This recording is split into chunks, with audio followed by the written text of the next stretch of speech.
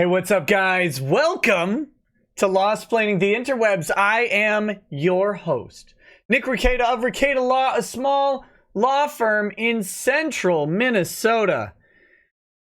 Oh boy, oh boy. We got a doozy for you. We have some lunacy going on here. Just a second. I've got to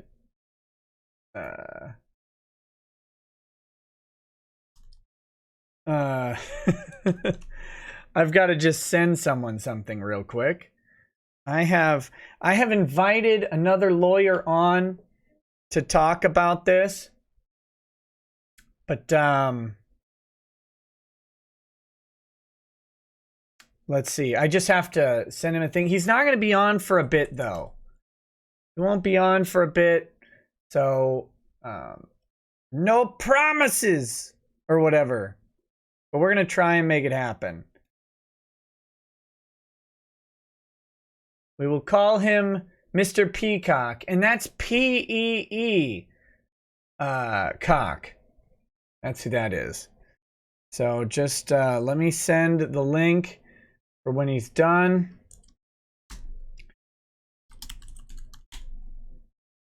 We are going to, tonight, be talking about this lawsuit.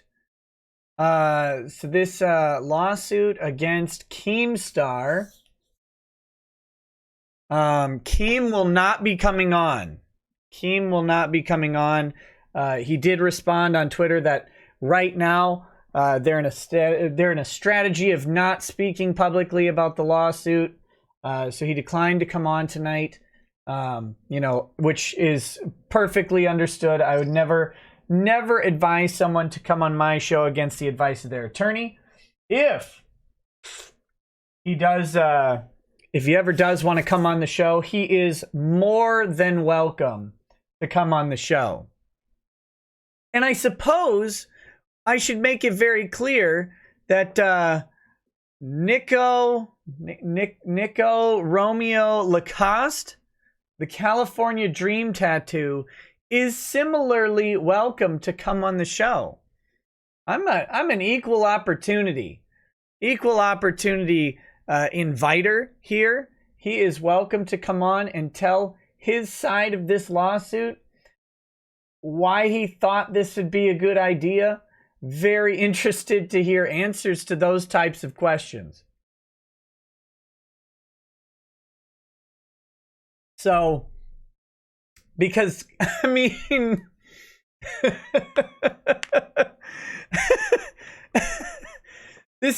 it's not every day, guys.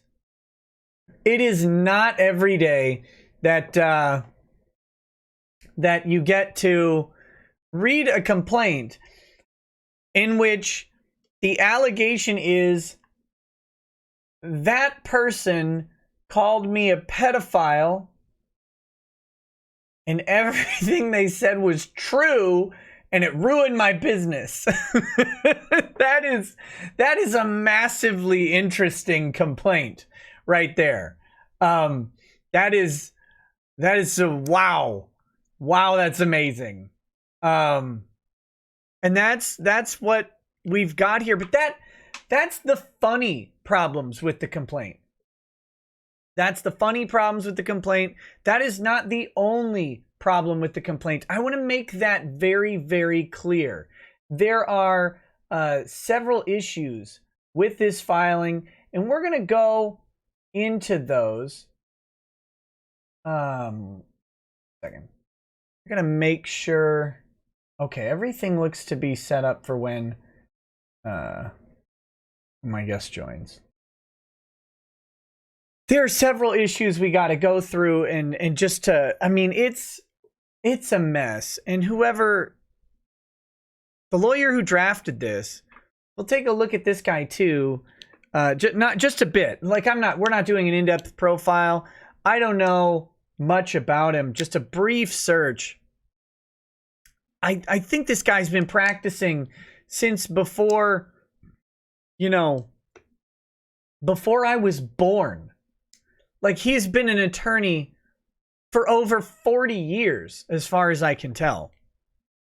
So I don't know what the heck he's thinking. I don't know why he would write this lawsuit in this way, but he has done so. So we're going to do a full look down on that. I am going to stall a little bit at the start just because I want to take care of a couple things before we really get into it. And then hopefully Mr. Peacock will be able to join in a little while.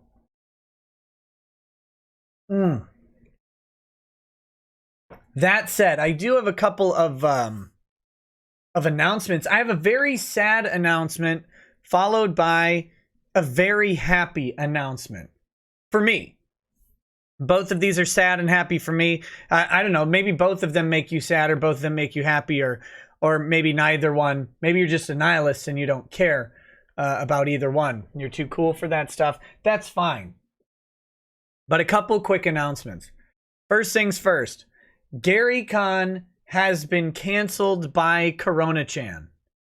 So Corona-chan has gone ahead and canceled the giant Dungeons and Dragons convention that was going to happen at the end of this month, completely and utterly ruining my plans.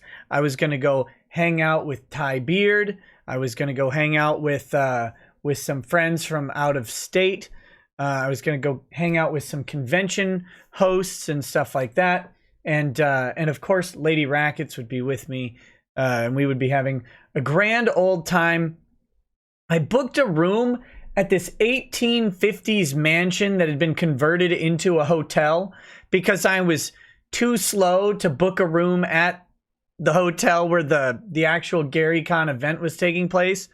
And to book, it cost a fortune to stay at any remaining rooms because they were at the water park, which was still like a half mile away. So I booked this cool room in this old house. And I was like, yeah, that'll be awesome.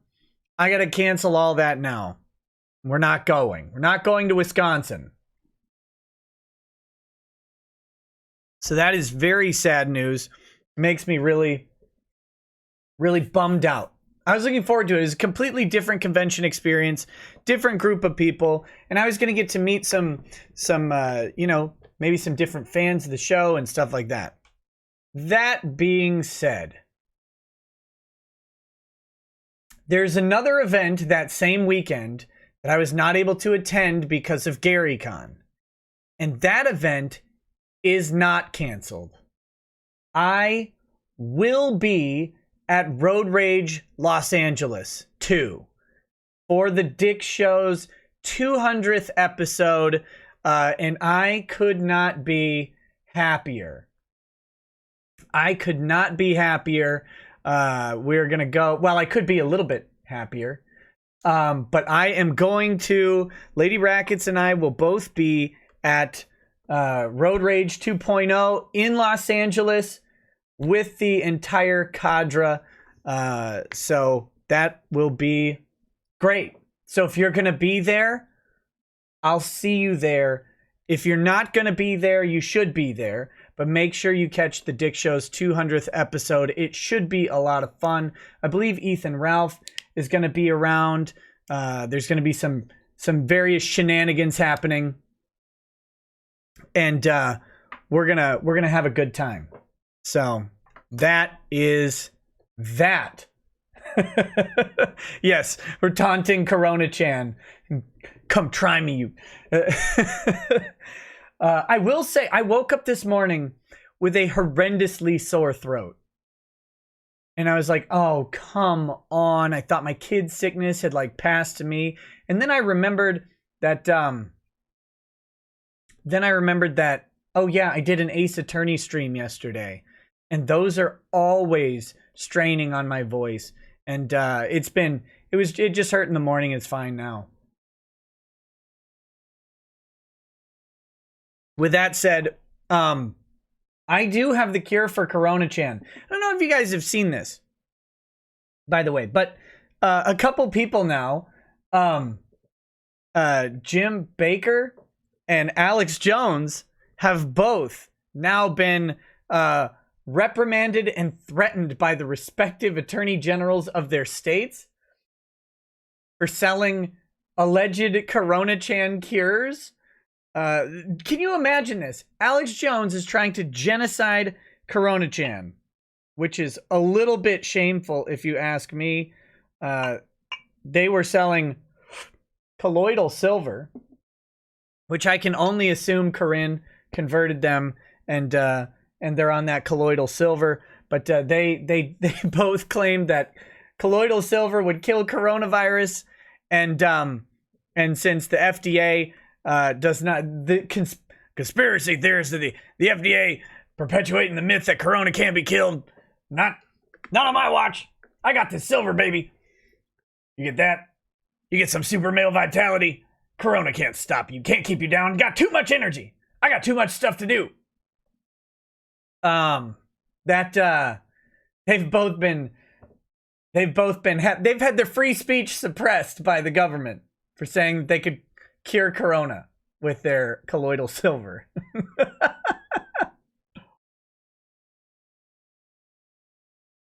But we have the true vaccine for coronavirus right here.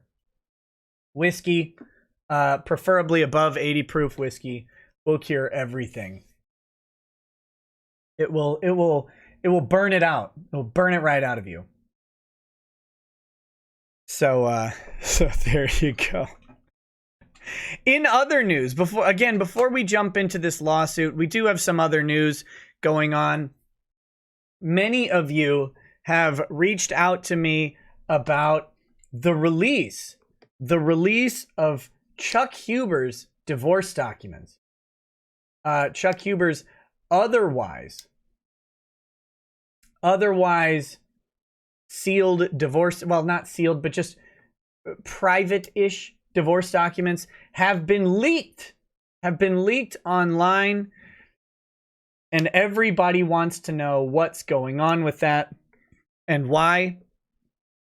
Amazingly, I believe Law Twitter is trying to ask me what's going on with it. I don't know. I didn't leak them. Why don't you ask the person who did?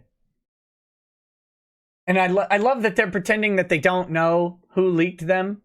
But you know, it was the Law Archive account. The Law Archive account leaked them. Law Archive was never associated with me. I had the Law Archive Twitter account and I converted it to the Rekieta Media account that still exists. And then someone created a new Law Archive account. That someone is probably digesting shoes as we speak. Okay, that's what basically all of the evidence, especially with this most recent leak, would lead someone to this conclusion. So, thank you for confirming that, you fat bald idiot. That was good. Good of you to do that. Stay away from kids, you disgusting groomer.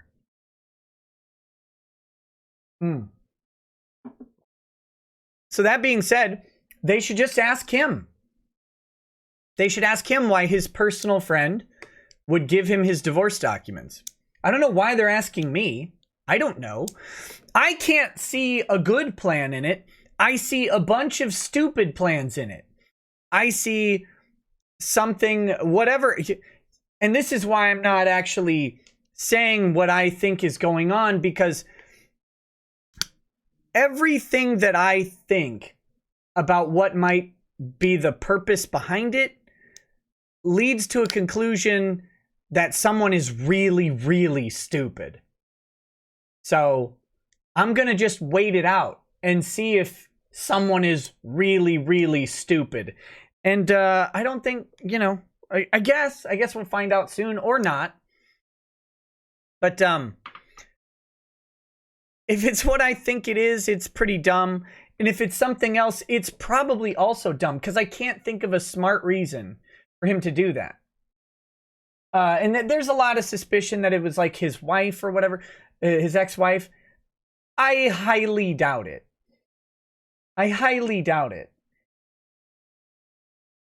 there's someone that he personally knows who's invested in this, that he's buddies with. And that person happened to release the documents. I'm pretty sure it wasn't his ex-wife that gave it to him. Just saying. That's just my thoughts. It's just my thoughts. But we'll see. We'll see what gets raked up in that muck. That being said, what else? Oh, I wanted to clear up one more bit of housekeeping. The other night, I mentioned on stream that I was looking to acquire the old 2nd edition Dungeons and Dragons Encyclopedia Magicas, like the faux leather-bound books or whatever. And someone pointed out to me that people might have thought I was asking people to give me those. And that's not true. I do want to let people know that I have located a set of them, and I'm negotiating the purchase of them with the party who has them. I would never ask people to send me something like that. If I ever mention something like that, assume, please, that I'm looking to buy them. I will certainly pay for things that I'm looking for. I was out to acquire it, as in a purchase, and I will be purchasing it from the person. So I'm very excited for those as well. So I just wanted to clear that up. I didn't want anybody left with like a weird bad taste in their mouth over what I've done. Lots of drama has been going on lately. This is in the Vic case, in the Vic Mignogna case, well, not really in the case, in the periphery of the case. Apparently, people believe that Cress Holmes is on the Kiwi farms and is doxing people left and right. And that has somehow been confirmed by Renfamous with a bunch of receipts, even though Renfamous specifically said she can't confirm it. So I guess. And the more important thing is, somehow, because of that, Vic Man bad. Which I can't figure out the logic of this. I guess I have to eat a bunch of colloidal silver to get to the brain power of figuring out how someone else acting has any implication on a person who knows them on the periphery, like how it reflects on them. You know, that's a weird thing. So, I don't know. Oh, and some people are still running with the idea that T. Greg wrote the letters from Florida. I don't think that that's the case. That seemed like a long shot stretch, but that was some of the speculation around that. I don't think that would be the case. Now, I'm not saying that he or someone else didn't put someone up to it. That certainly could be.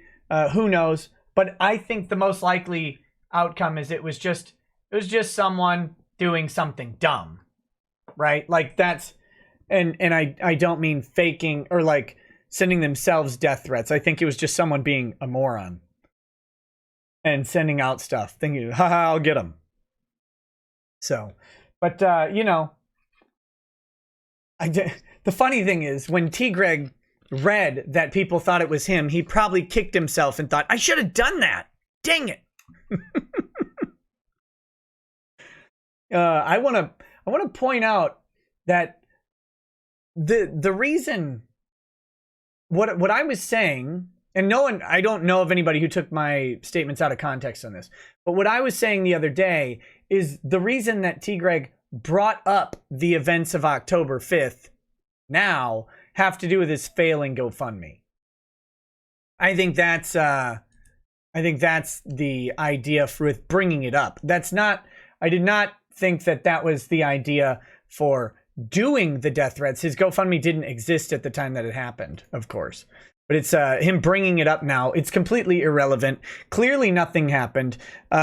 Nobody, because believe me, if they had made an arrest of this person, if the U.S. Postal Inspection Service had definitely followed up on their hot leads of fingerprinting the mail that's been touched by like 2,000 people or whatever, if they had definitely followed up and zoomed and enhanced on the documents enough to locate the random person who dropped these death threats off in a mailbox in Tampa, if they had done that, and that person would be arrested, and these people would be called in as witnesses to authenticate the documents that they received, and there would be no short amount of reeing about it online. They'd be making cakes for Catherine Tewson to eat by the gross. I mean, there would be no stopping the amount of calamity that would be going on.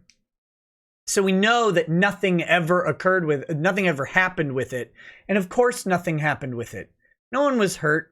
No one was actually scared for their lives or threatened. And the Postal Inspection Service probably filed that in the garbage can, if they even heard of it.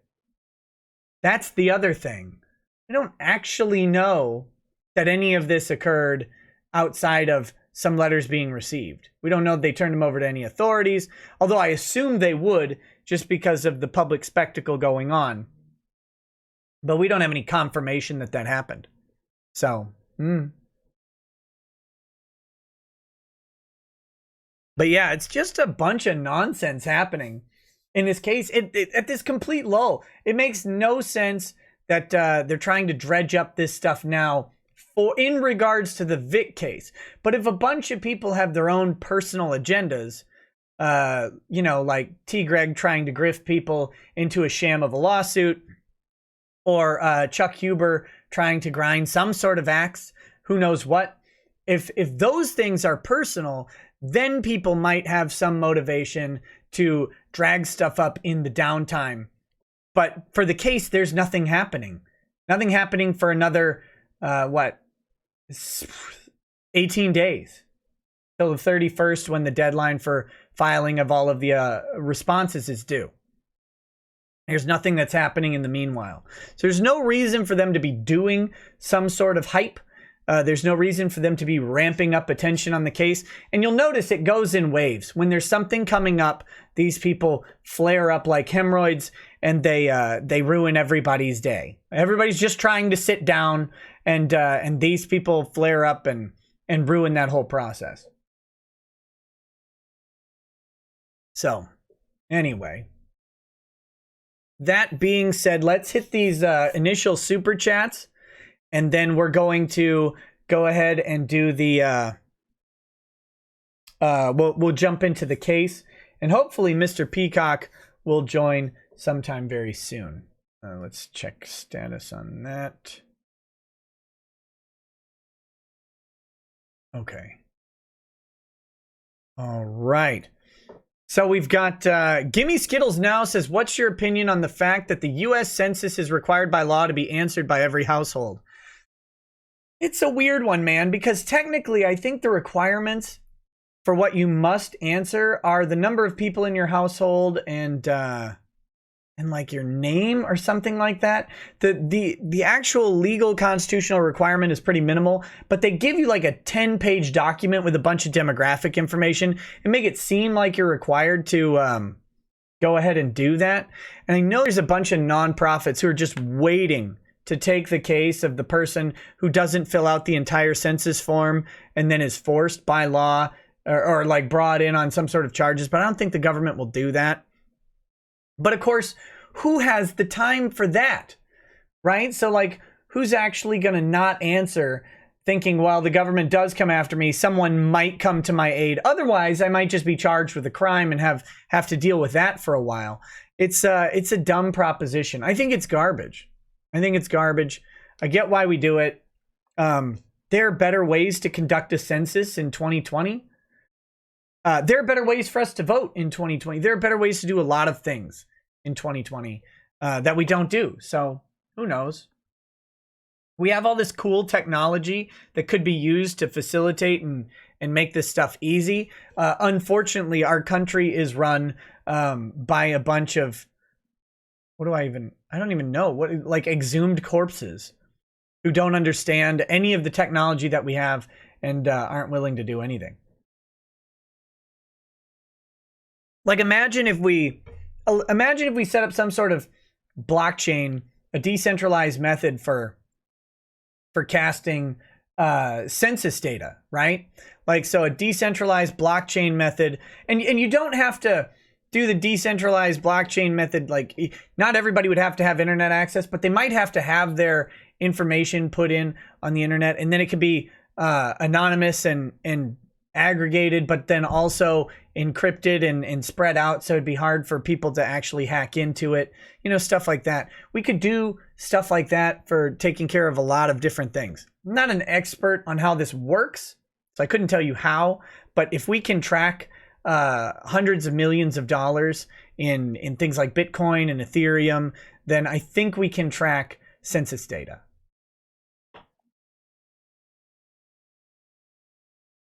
Somebody can figure that out.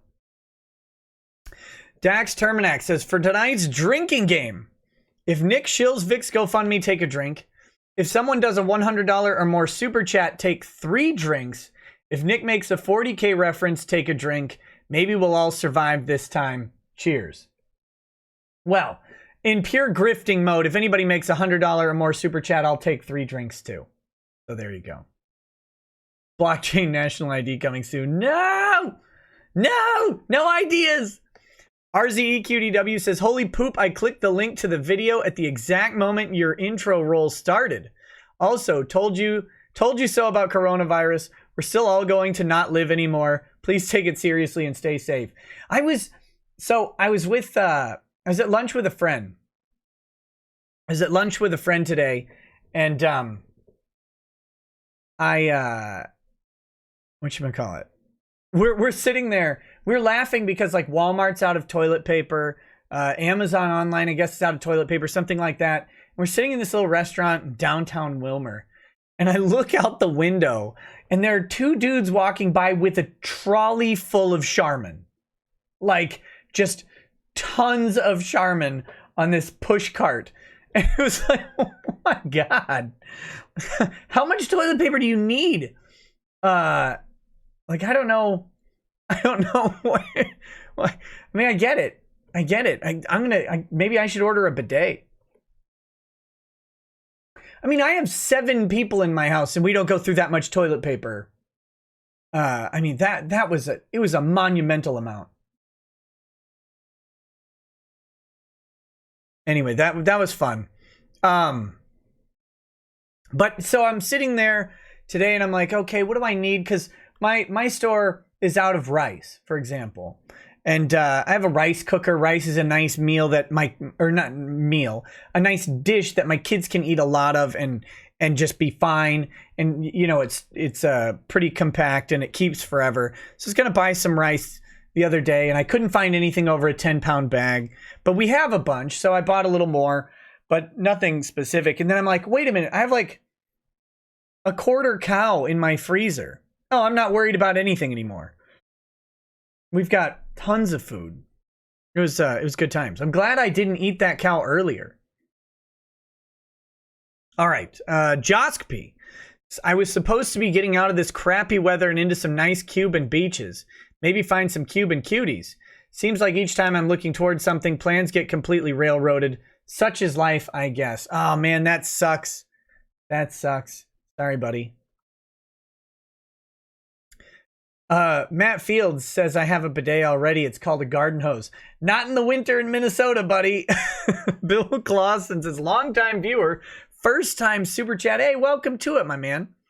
Just subscribed to your new channel and saw that I was your 1,000 subscriber to the new channel. Decided to finally donate for all the free laughs you've given me. Congrats. Hey, thanks, man. That is wonderful. I will release some content on that new channel very, very soon. If you guys don't know, there is a Rekieta Media channel now on YouTube. Rekieta Media. You have to search for it. I don't have the custom URL yet, but you can go ahead and subscribe to that. That will be a sister channel to this one, and it will contain a much more broad range of topics than just legal topics. It's going to have a lot of nerd and geek stuff. Warhammer stuff, Dungeons and Dragons crap, comics, movies, stuff like that. We're going to be talking culture and escapism. Escapism is going to be a big theme on the channel, and escapist hobbies will be involved with that. So you can check that out if you want. Content is coming on that very, very soon, and yeah, it'll be just a second avenue of content for topics that don't really fit here. Did I just assume my other channel's gender? I did. Oh, F.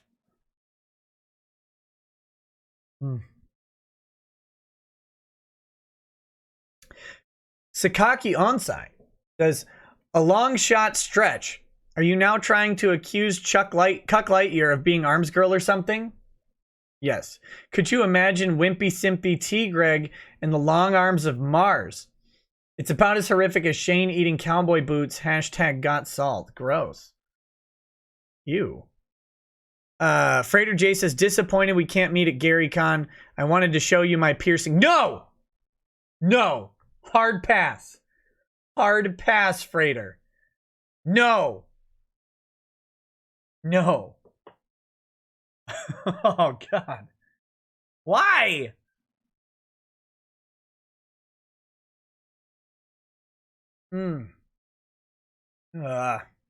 Okay. Well, let's jump into this document here.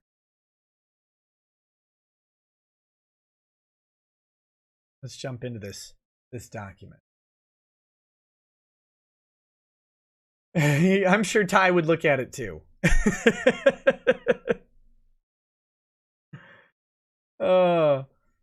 T. Greg is freaking out. North Carolina hit 15 cases of coronavirus today. Oh no! No! They suspended North Carolina courts for like a month. So hopefully T. Greg will have to file something with the bankruptcy court to let them know no payments are coming anytime soon. Oh, God.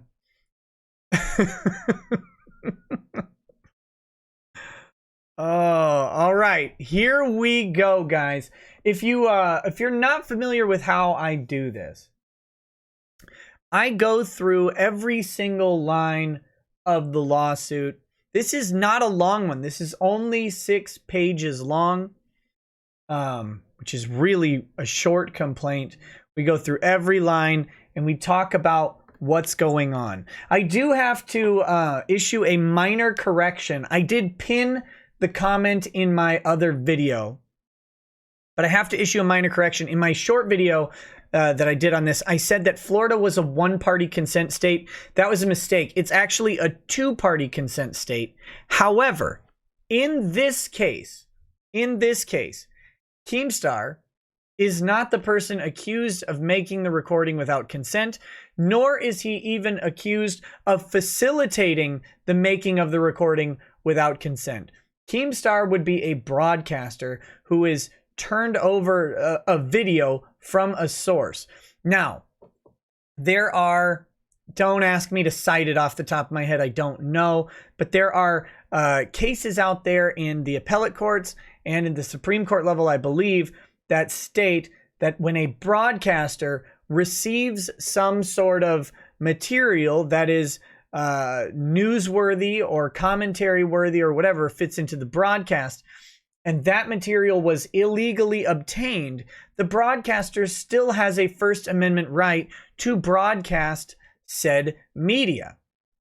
It doesn't become illegal for the broadcaster to share this information unless the broadcaster knowingly participated in the illegal acquisition of that material, right? If he was an accomplice to a crime, that would be one thing. But if he didn't, facilitate the illegal recording or have the minor child acting as his agent for the illegal recording, then him getting an illegal recording and then broadcasting it isn't subsequently illegal for him.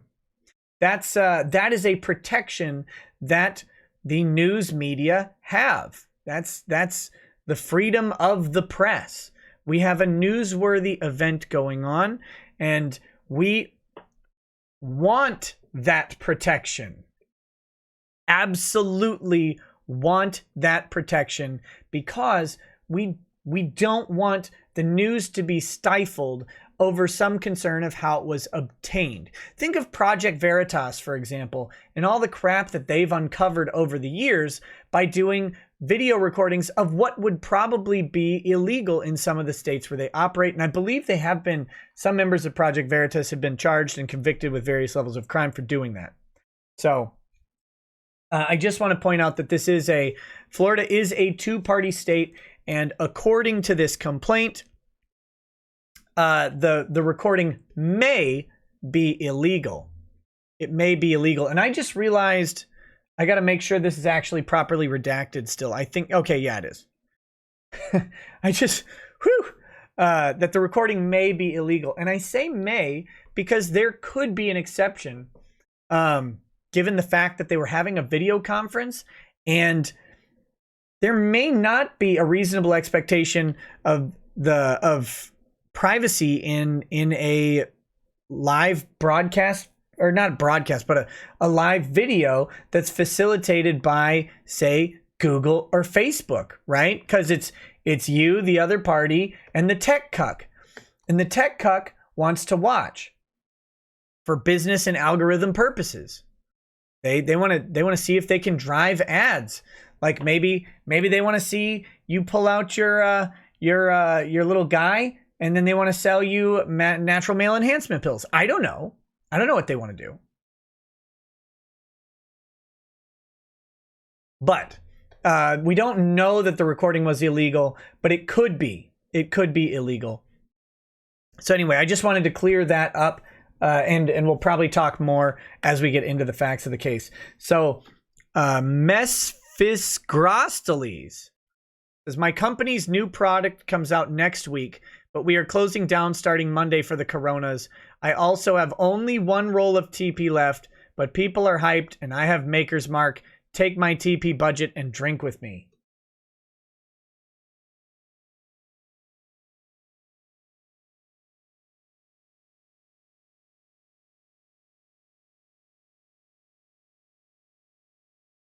So there you go. All right. The first line of this lawsuit indicates the first problem with this lawsuit. All right, we're gonna just jump right out. Oh, let's take a quick look at Raul J. Severo, Esquire. So Raul J. Severo.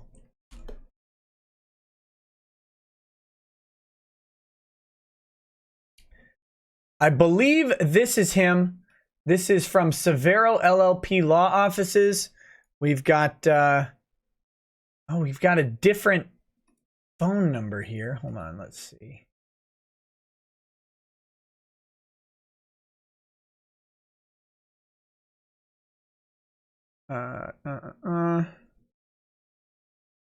Okay, these are different phone numbers. Let me see if I can find it that way. That seems really odd. Maybe there's multiple Raul Severo.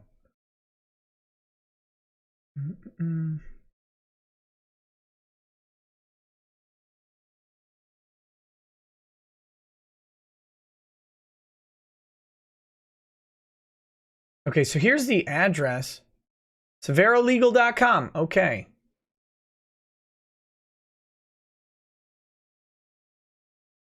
Oh boy, he's currently an active attorney. He's been suspended a couple times. He's been disbarred and rebarred a couple times. Here. Let's see. This is kind of interesting. You don't always find this much activity, but in such a long and storied career, you never know what you're going to come up with. So here, we'll take a peek. I am not commenting at all about his attorney. I don't know anything about this guy. I'm learning along with you guys, okay? So, here we go. Here we go. You can see that he was admitted to the State Bar of California in 1977. He has been practicing for 42 years. So here he was not eligible to practice law starting in 81. Interim suspension after a conviction. I don't know what the conviction was for, but he was convicted of something. He was suspended again in July. Failed to pay his bar fees. Then he got disciplinary charges filed in 1984. He was actually disbarred in 1986. He was active in 90. That's good.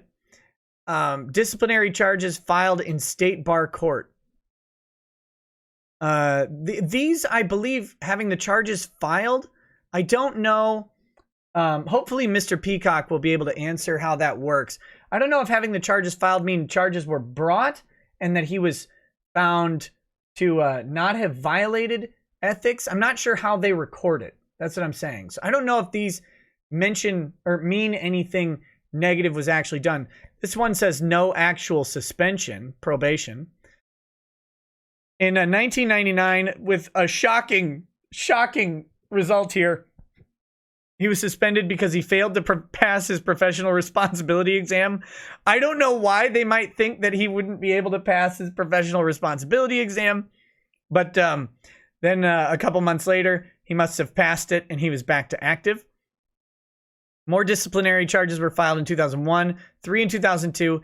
In 2003, he was disciplined with an actual suspension, not eligible to practice law. In 2011, not eligible to practice law because he was inactive for non-compliance with his continuing legal education responsibilities. He was reactive in February of 2012, and then presently he is active again. So he may have, this might have been a retirement right here, a temporary retirement on this one that he was, actually, I guess in 2003, he might have retired, might have and then probably dropped off here after a certain amount of years. That'd be, just under 8 years. And then he reactivated in February of 2012 and has been active ever since. So let's take a quick peek at him. So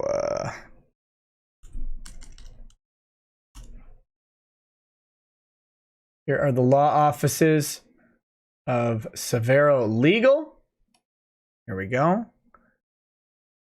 And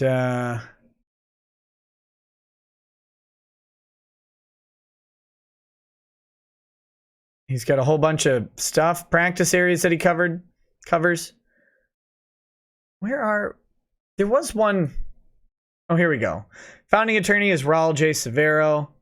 Long history in criminal law, 42 years experience as a criminal defense attorney, defended thousands of clients. Aggressive advocate for his rights. There's no higher accolade for a lawyer than the praise that he is a lawyer's lawyer, one that was received by Mr. Severo on multiple occasions when he literally defended lawyers against criminal charges. So there you go. That's him. This guy right here looks tough as nails. They pulled that from a YouTube video. So good job.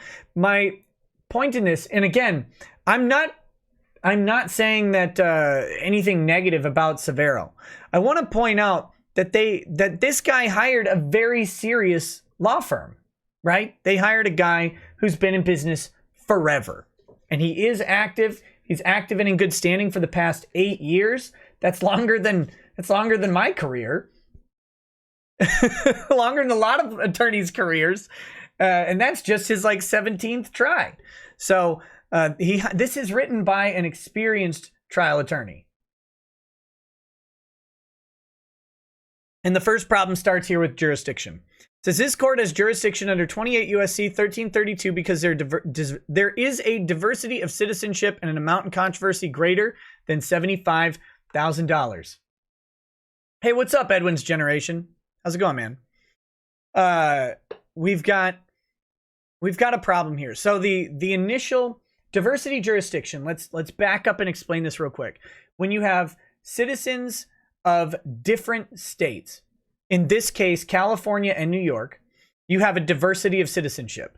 So if you have complete diversity between the plaintiffs and the defendants, and you have an amount in controversy over $75,000, you now have what is called diversity jurisdiction over the subject. So the federal court has subject matter jurisdiction. That's one piece of the puzzle. The federal courts can hear this case. The next piece of the puzzle is having in personam jurisdiction or personal jurisdiction over the two parties. Now, when you file a case as a plaintiff in a jurisdiction, the court, you are submitting yourself to the jurisdiction of the court, right? Like you're asking the court to extend jurisdiction over someone else. Naturally, you're consenting to the court's jurisdiction over you. If I want to bring a lawsuit in any state in the union against someone else, I can submit myself to the jurisdiction of that state.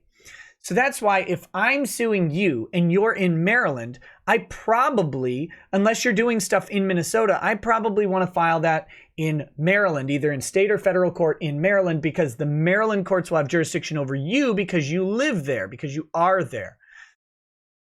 If I live in Minnesota and you live in Maryland and I try to file in Minnesota, Minnesota has jurisdiction over me, but they may not have jurisdiction over you. So then I have to show why the court should force you to come across country to my territory and defend yourself. And this is the first problem with the case. And it is one that will cost thousands and thousands of dollars straight out the gate. This could cost, guys, $100,000, $150,000 to resolve. And I'm not exaggerating. That's how much a jurisdictional fight could cost if there are questions about jurisdiction. And here there are massive questions. What did Keemstar do? What does Keemstar do to reach into California to do something to this guy? Keemstar going on YouTube and broadcasting doesn't necessarily tip that scale. I go on YouTube and broadcast. Does that mean I'm subject to jurisdiction in every single jurisdiction in the country just because someone might consume my YouTube show in that state? And I'm sure I have viewers in all 50 states. I know Keemstar would have viewers in all 50 states, except maybe Wyoming or something where they don't have the internet. That's a joke. But no, that doesn't subject you to jurisdiction. Your jurisdiction has to be a purposeful reach into that state. Now, if Keemstar dumped a bunch of flyers or business cards in that state, in California, for example, if he actually did physical advertisements for Drama Alert in California, or if he targeted Californians or something, that might qualify. And maybe he does, I don't know. But the problem here is they don't make the argument. They don't even start. There's not even a statement about why California should have jurisdiction over Keemstar. It just says that it has jurisdiction because of diversity jurisdiction. That's just part of it. And then venue is proper pursuant to 28 U.S.C. 1331 because a substantial part of the events or omissions giving rise to the claim occurred in this district, and a substantial part of property that is subject of the action is located in this district. That's really questionable because all of the action would have presumably, the only facts that we get from this complaint are facts about things that happened in Florida and facts about things that happened in New York, which would be the recording of the video where this guy is having a sexual conversation with a minor, and then where Keemstar broadcasts, his 3 videos that are referenced here, assumedly from New York. It's not alleged that he was in California when he made the broadcast. That could change everything. It's everything that we know about this is California or New York and Florida. There's no events mentioned in this case that happened in California. This is really going to be a mess. And I'm guessing that Keemstar will, and his legal counsel will immediately issue a jurisdictional challenge. It's the smart play. That's the smart play here, is to immediately challenge jurisdiction, say this court has no jurisdiction over this, and it shouldn't even be here. And then you force Romeo here to consider the fact that he would have to file this in federal court in New York State, and it's going to increase his cost of prosecuting the case significantly. Plus, he's gonna be dumb and probably make the jurisdictional argument and try and get Keemstar brought into California. And without some serious facts to back it up, he's gonna have a problem with that.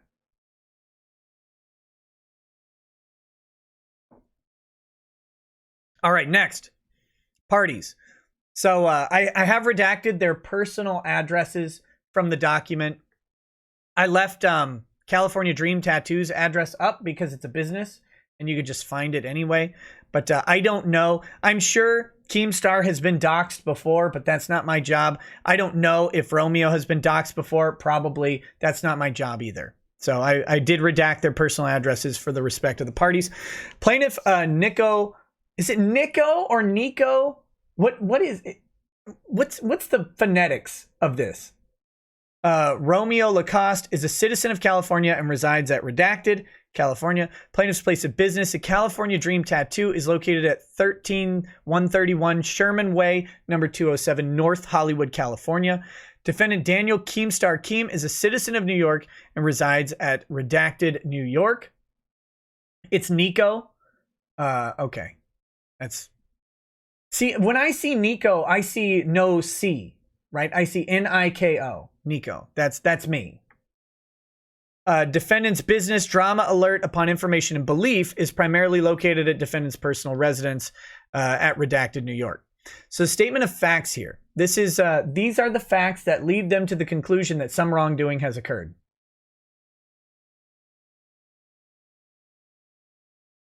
Edwin, I'm going to take umbrage with that. Nick is always edgy enough. How dare you? How dare you?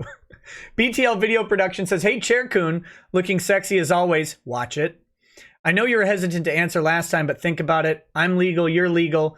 Neither of us are Romeo Lacoste. I'd say we're on a damn good path starting off. All right, here we go.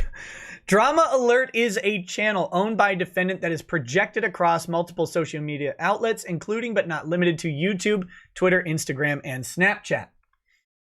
Defendant holds out Drama Alert as a platform to deliver what defendant proffers as news on the social interactions in online entertainment. Okay. This is the interesting thing is he's setting up exactly why Keemstar broadcast this. He's just setting up and that he's setting up that this is exactly what Keemstar's job is to do. And he's actually maybe making part of the First Amendment argument already. Like, it's a news service that talks about social interactions in online entertainment. And he reported on my social interaction for online entertainment. Uh-oh. Defendant conducts interviews, publicizes videos, and provides his opinions on the stories that he covers. Ooh. It's almost like Keemstar's a journalist. Defendant uses these stories to push his own agenda and to sway his followers to sharing his opinions. Like, one day I'm going to beat out of Keemstar what his agenda is. Defendant has accused plaintiff of pedophilia in several videos across the aforementioned social media outlets, included in these are videos published to YouTube on March 16th, March of 2019, March 17th, 2019, and February 10th of 2020. On February 10th of 2020, defendant publicized a video recording of a conversation plaintiff was engaging in conversations. This is a poorly written sentence. Very poorly written sentence. And you'll have to forgive me for how it comes out. But this is how it's written. On February 10th, 2020, defendant publicized a video recording of a conversation plaintiff was engaging in conversations of a sexual nature and an interview with the recording's creator. I barely know what they say, and I only know what they're saying because of the rest of what's going on, but that sentence is a disaster. That is a mess. This recording was made by the individual with which plaintiff was engaging in the sexually charged conversation. Okay. You guys probably know more about what happened here than me. I am told that in this conversation, Romeo Lacoste pulled his penis out for the minor to see. Okay? I don't know if that's true. It's not written in the lawsuit. But I want to point out something very, very critical here. If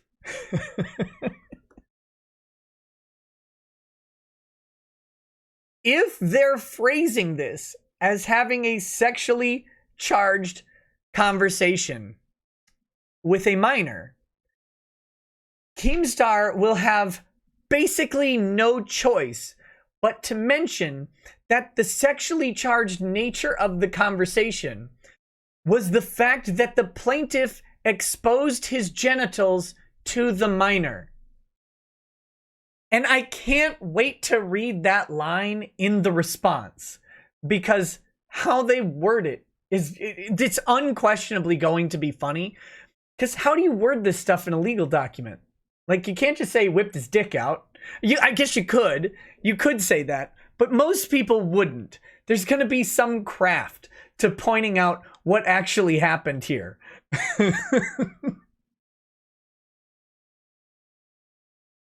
Oh, that's going to be great. But they're trying desperately to not admit what he did. But the video exists, and Keemstar must have it, which also means that Keemstar could submit the video or frames from the video to the court as part of his documents, depending on how this case turns out. So what we may have, I can only hope that what we may end up with are screenshots from the video, tastefully censored, that show this guy whipping it out to a minor. That will be, oh boy. Person A falsely told plaintiff that she was of majority status. Okay. Here's the problem with that. In basically every state, that's not a shield. That's not a shield to criminal sexual conduct with a minor. The fact that you didn't know. Ask Cody Wilson. Excuse me. Ask Cody Wilson of Defense Distributed, who was not only allegedly lied to about his escort's age, but he, procured the escort from a service, from a web service in which you state by participation that you are of legal age, that you're 18 years old. So Cody Wilson had to believe that the person was 18 years or older by the nature of them meeting up, by representations made to the website and representations made to him. And the criminal charges didn't care at all about that. They didn't care at all that this person said they were 18. And guess what? The minor falsely telling the plaintiff that she was of majority status isn't going to really help the plaintiff here. You still can't send your penis to minors. You can't do it. We have laws against it. And it's caveat emptor, buddy. It's buyer beware, so to speak. And this may not be fair. I want to point that out. It's actually unfair. It is unfair. But the judge's answer to that is stop dealing with girls who are so young looking. Get attracted to older people. That's how judges have actually answered that question. They don't care. And the reason, we can briefly discuss the reasons why they don't care. They don't want to hear your excuse. Uh-oh. Hold on, buddy. Let me get my headphones on. Mr. Peacock has joined. Oh, man. I'm just getting into this document. You're joining at a juicy time. Do you have it? The document?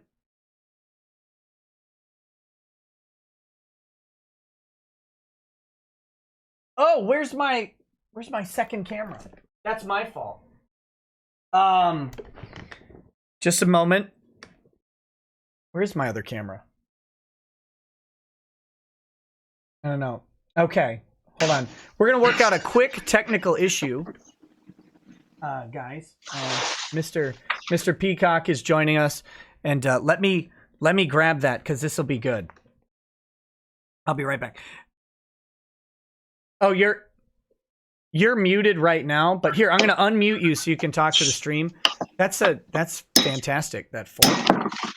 Yeah, using the fork, couldn't find the actual bottle opener. Hey, everybody. Thanks for waiting. Sorry for interrupting. I don't know actually if I'm off mute yet, but here I am with a delicious organic cider. You are unmuted. I'm going to step away for just a second. If you go to our Twitter DMs, yep. I sent a Google Drive link to you, which has the document, and we're only on page 2. It's only a 6-page complaint.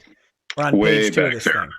Alrighty, Let me have a quick look-see. All right, I'll be right back, guys. I'm gonna go grab my other camera so Mr. Peacock here can see me. And I cannot see anything that any of you are typing right now, so yeah, I guess I'm going to dither, bather, blally. None of those are words. Haven't even had much to drink yet. We're in for a good night, guys. Thanks for joining. Make sure you pay those justice checks. Not for me.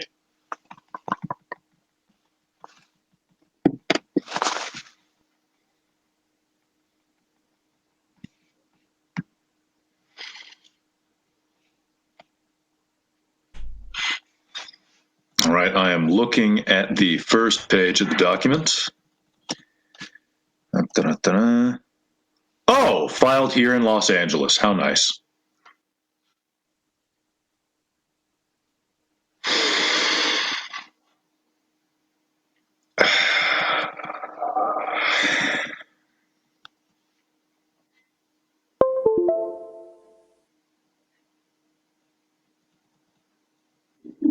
Okay. I assume you can see me now. I sure can. All right. Hey, buddy. Oh, there's that. Is it just the two of us? Is Mr. No, it's just the two of us. All right. Well, fuck Joseph in the Technicolor Dreamcoat. Yeah. Yeah. Okay. So this is, you've got the complaint pulled up, I assume? I sure do. And I'm on page 2 right now. Statement of facts. Yeah, we are down. Why don't you start and just read, starting at item 11, line 11 sure. There is. Okay, this is going. So, for anyone who may not know, I do not know anything about what's going on the internet. I don't even know who this Keemstar guy is, but this is an excellent start to a lawsuit. Yeah. Okay. I may have to watch these videos now, but okay. Let's see what's going on. Let me catch you up real quick. Can you also send me a link to the chat stream so I can look at that? Yeah. Let me. I'm sending that right now. Same thread. Thanks. That should work. Okay. So let me know if that doesn't work. Oh yeah, that works. Okay. Perfect. Corona wants to lower my audio, and I don't know how. Yeah, I'm working on that right now. Let's see.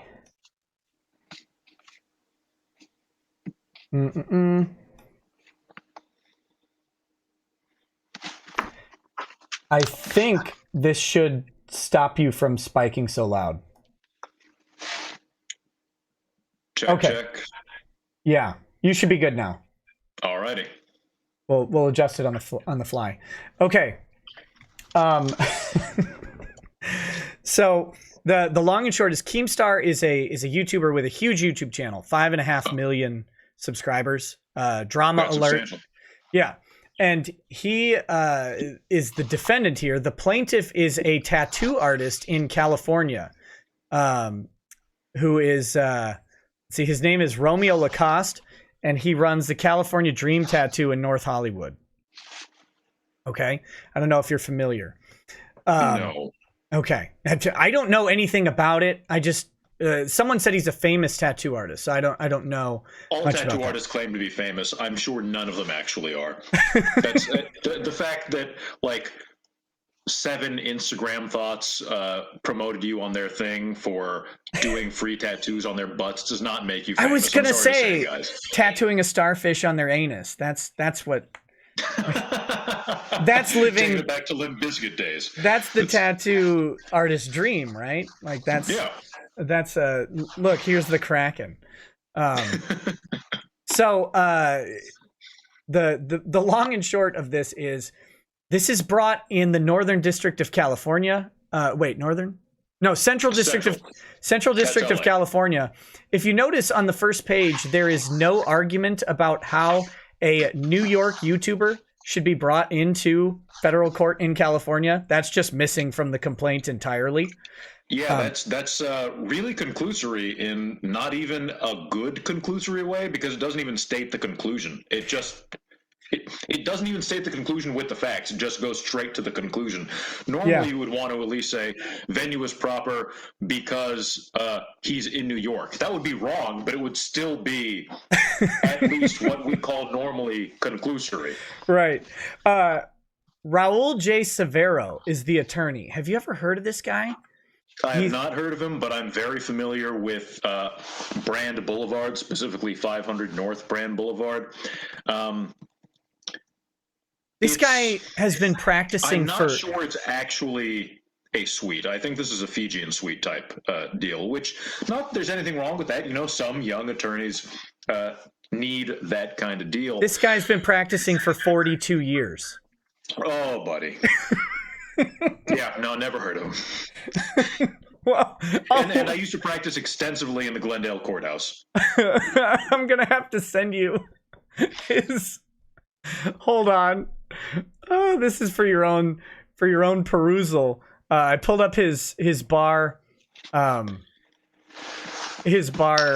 license. Sure, let me go to CalBar. No, I'm linking it to you. Okay. You can just take a look at his disciplinary record. It's oh no, that's a bad start when you're mentioning that he has one.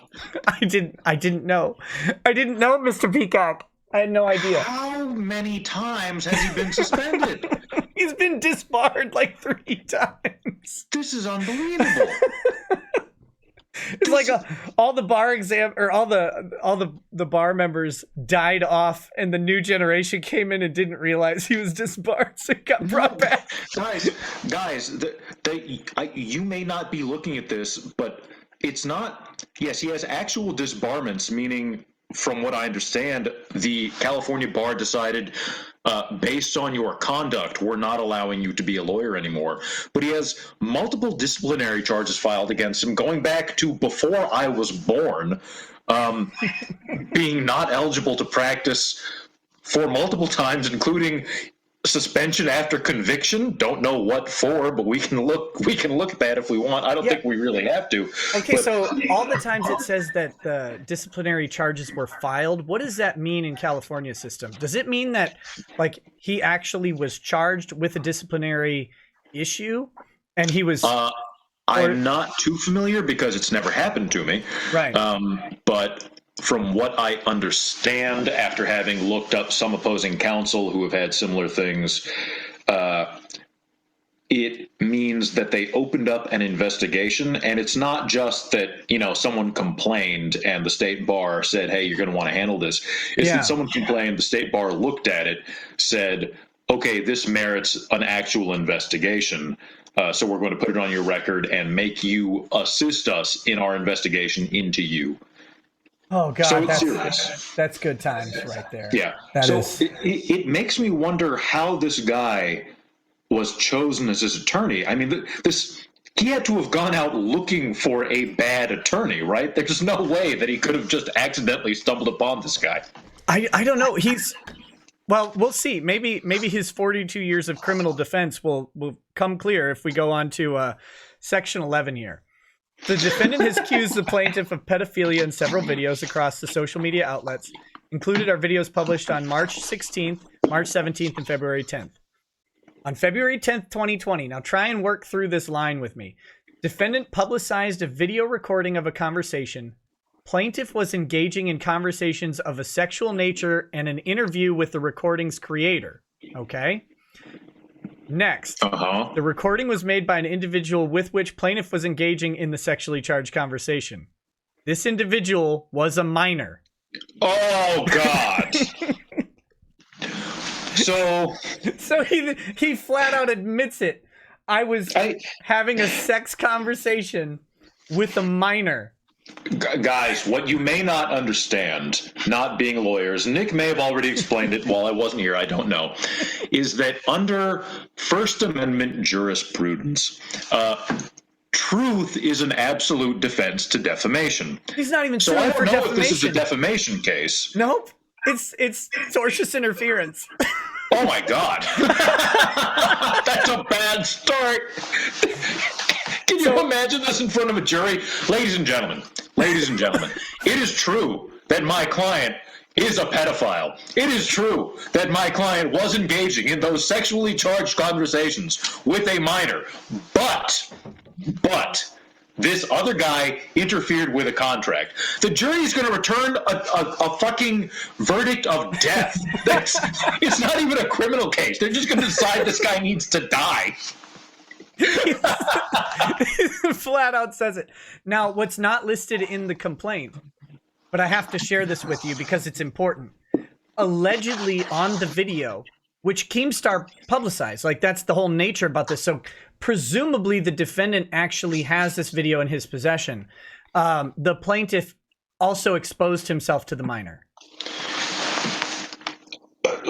So this, I mean, does the guy not understand what is the Fifth Amendment right against self-incrimination? Does he not understand? Correct me if I'm wrong. He's going to jail for filing this. Correct me if I'm wrong. He just sent his client to prison. There's a very real possibility that based on the under oath assertions in this complaint, which you must present a complaint as true. It's like you're signing it under oath. He could be referred to the state or a federal district attorney for prosecution, right? Like he's admitted to. Now his defense comes in section 15 here.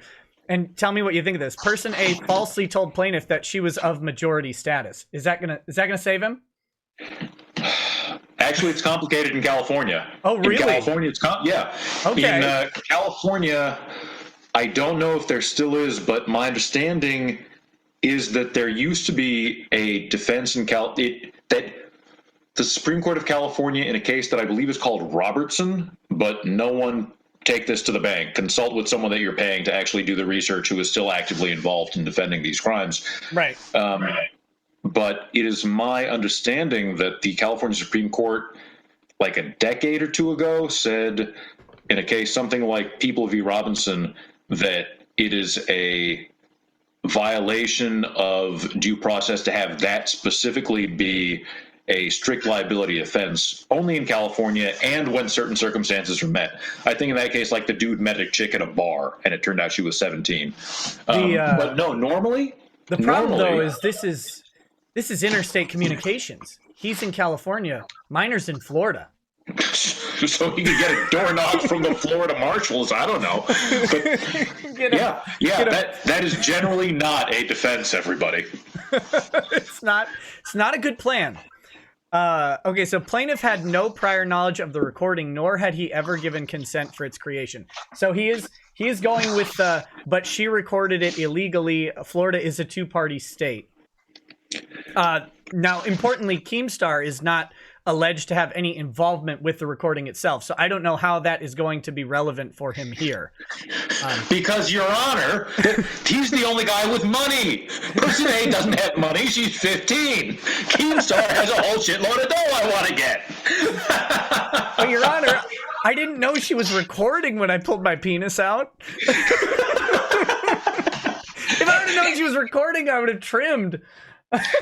Yeah, Your Honor, California Penal Code Section 625.8 specifically says shall not be used for any purpose except to prove that the recording was made. Subsection B, except when it's recording an actual crime. Shit. That's how that's going to go. Oh boy. So person A transmitted this video recording electronically from her location in Florida to the defendant in New York. Defendant used this video in his efforts to destroy defendant's business and reputation. He means plaintiff's business and reputation.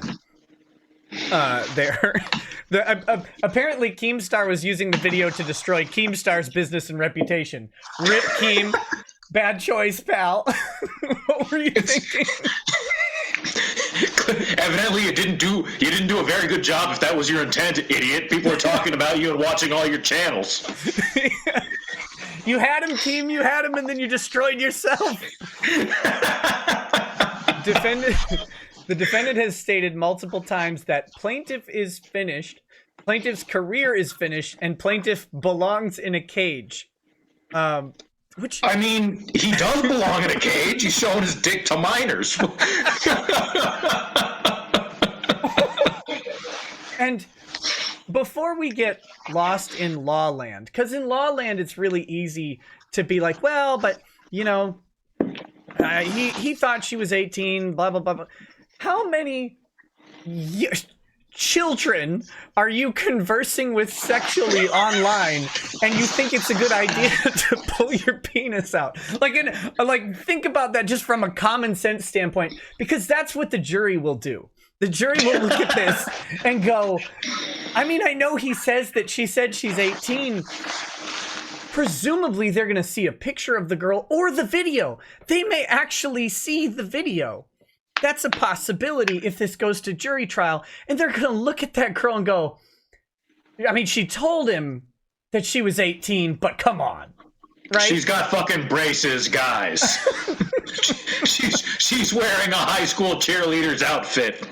She said, I have to go to bed. My mom put my bedtime up 30 minutes. Come on. Oh, boy. Okay, Frostbeard says, here's 20 because Mr. Peacock is awesome. Thanks, buddy. Feel Good Always 990 says, so the question is, can you be convicted by your own filing for pedophilia? Yes.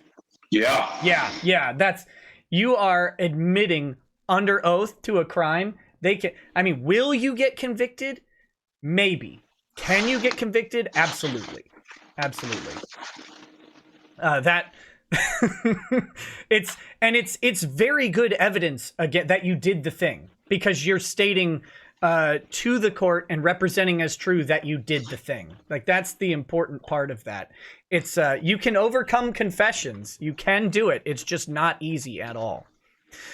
Defendant has a demonstrable history for making accusations, notably other accusations of pedophilia, which he is unable to substantiate, yet recklessly and maliciously continues to make such accusations.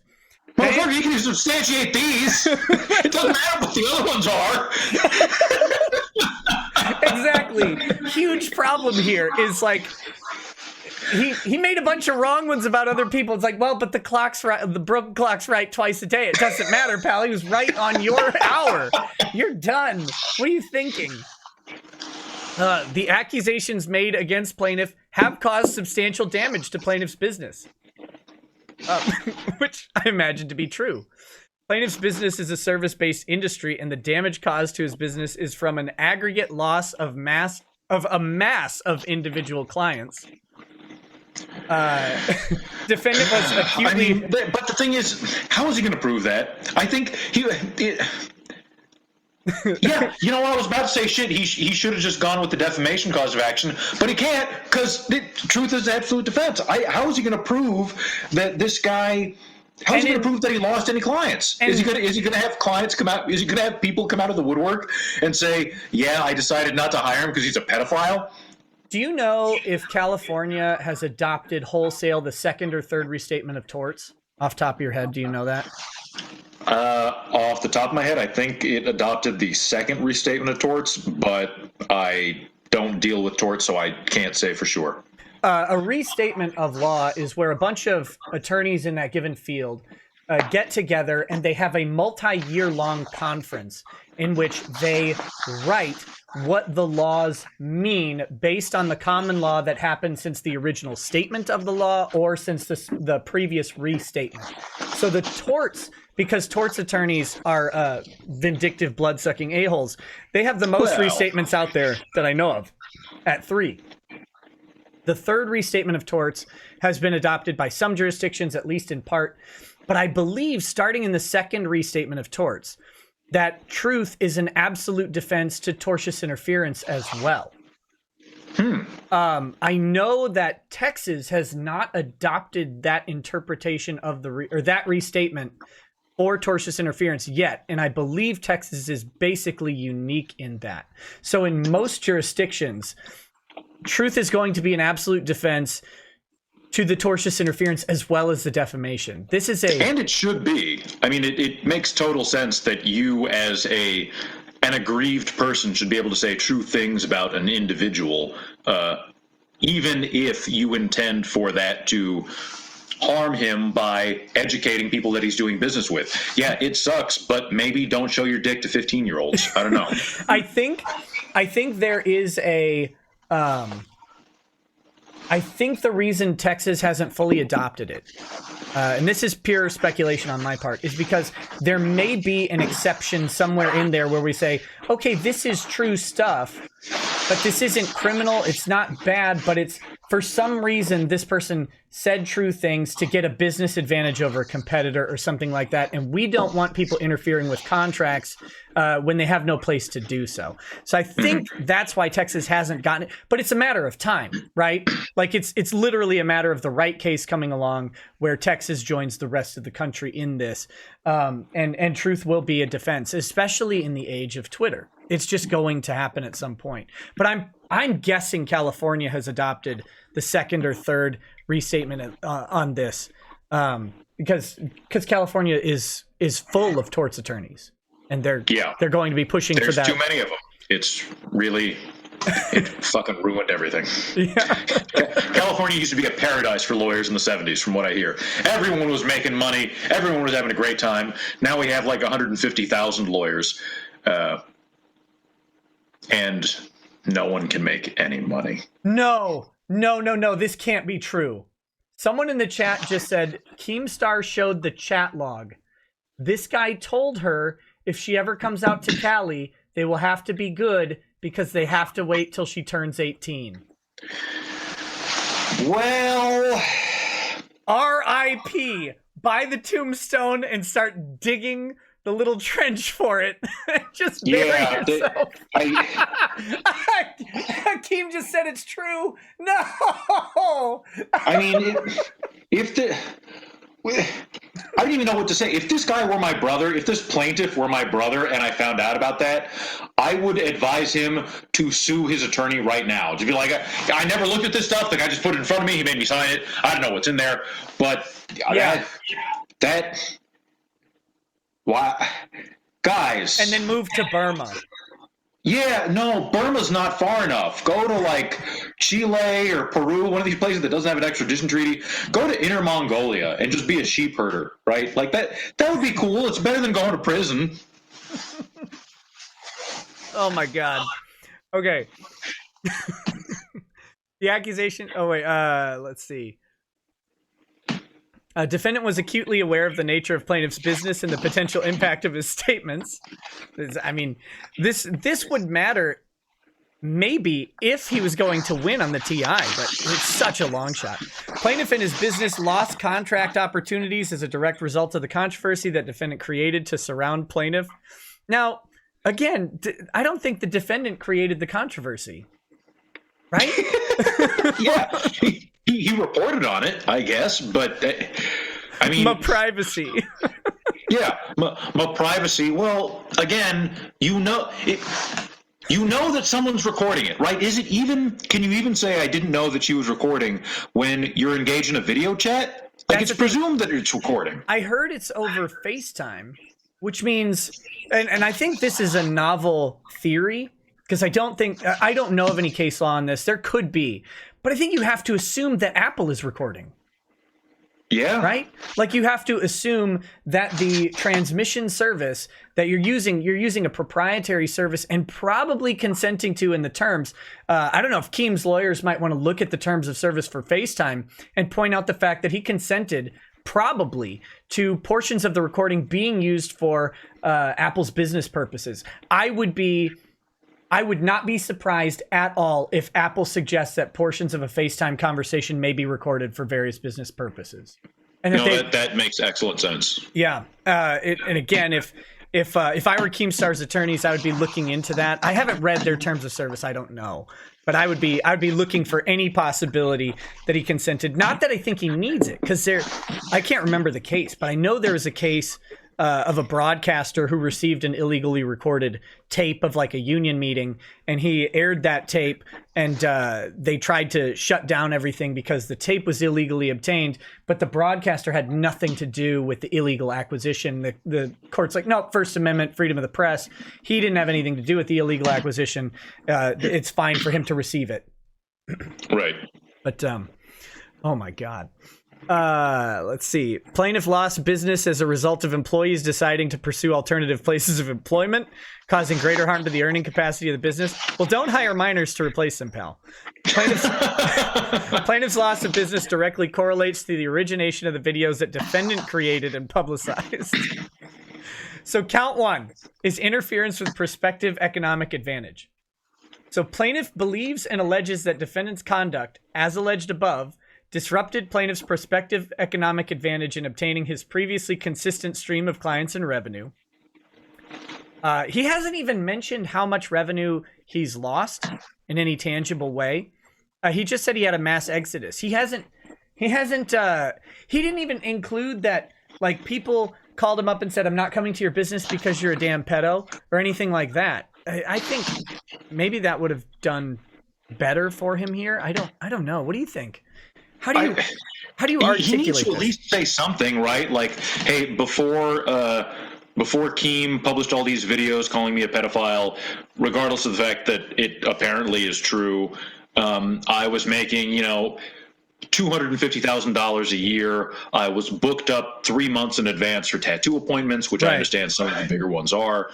And since then, the video has had 17 million views, and as a result, I find myself for the first time in this many years of my career without advanced bookings.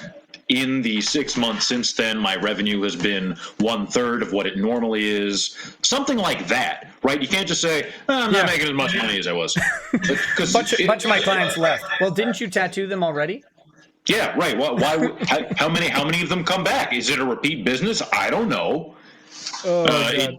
I'm sure that it is, but how many people get their entire tattoos done? Some people get one, some people get a dozen, and some people refer them to their friends, and sometimes their friends say, that looks like a 7th grader drew it. Fuck that guy. I'm going to someone in San Pedro instead. What do you think about... now, I'm not familiar with the jurisprudence on this, but what about an anti-slap in federal court in California? Does the Ninth Circuit respect California's anti-slap? I don't know, but I would imagine the Erie Doctrine has something to do with it. Well, I know Fifth Circuit doesn't respect Texas's anti-slap. Other circuits do. Actually, the Ninth Circuit does, that's why Stormy Daniels was able to, or why Trump was able to cuck Stormy Daniels out of like $238,000. But so assuming, I have to assume this is going to get dismissed. I cannot imagine this going to trial, but I think it would be a fun trial, though. It'd be a funny trial. Oh God, that's the word. Yeah, they could sell tickets. It'd be hilarious. But Keem can probably go after him, right? He can go for costs and fees on this, I think, because this is insane. You're filing a suit saying that I did the thing, but he told people about it. Yeah, I mean. Again, depending specifically on California's interpretation of the truth as a defense to tortious interference, yeah, maybe. Do we know what judge this is in front of? I can find out. Give me a second. I got it. I'll pull it up on Pacer real quick. Sure. This is marvelously bad. Yeah. What do we got for a judge? History. Let's see. R. Gary Klausner presiding.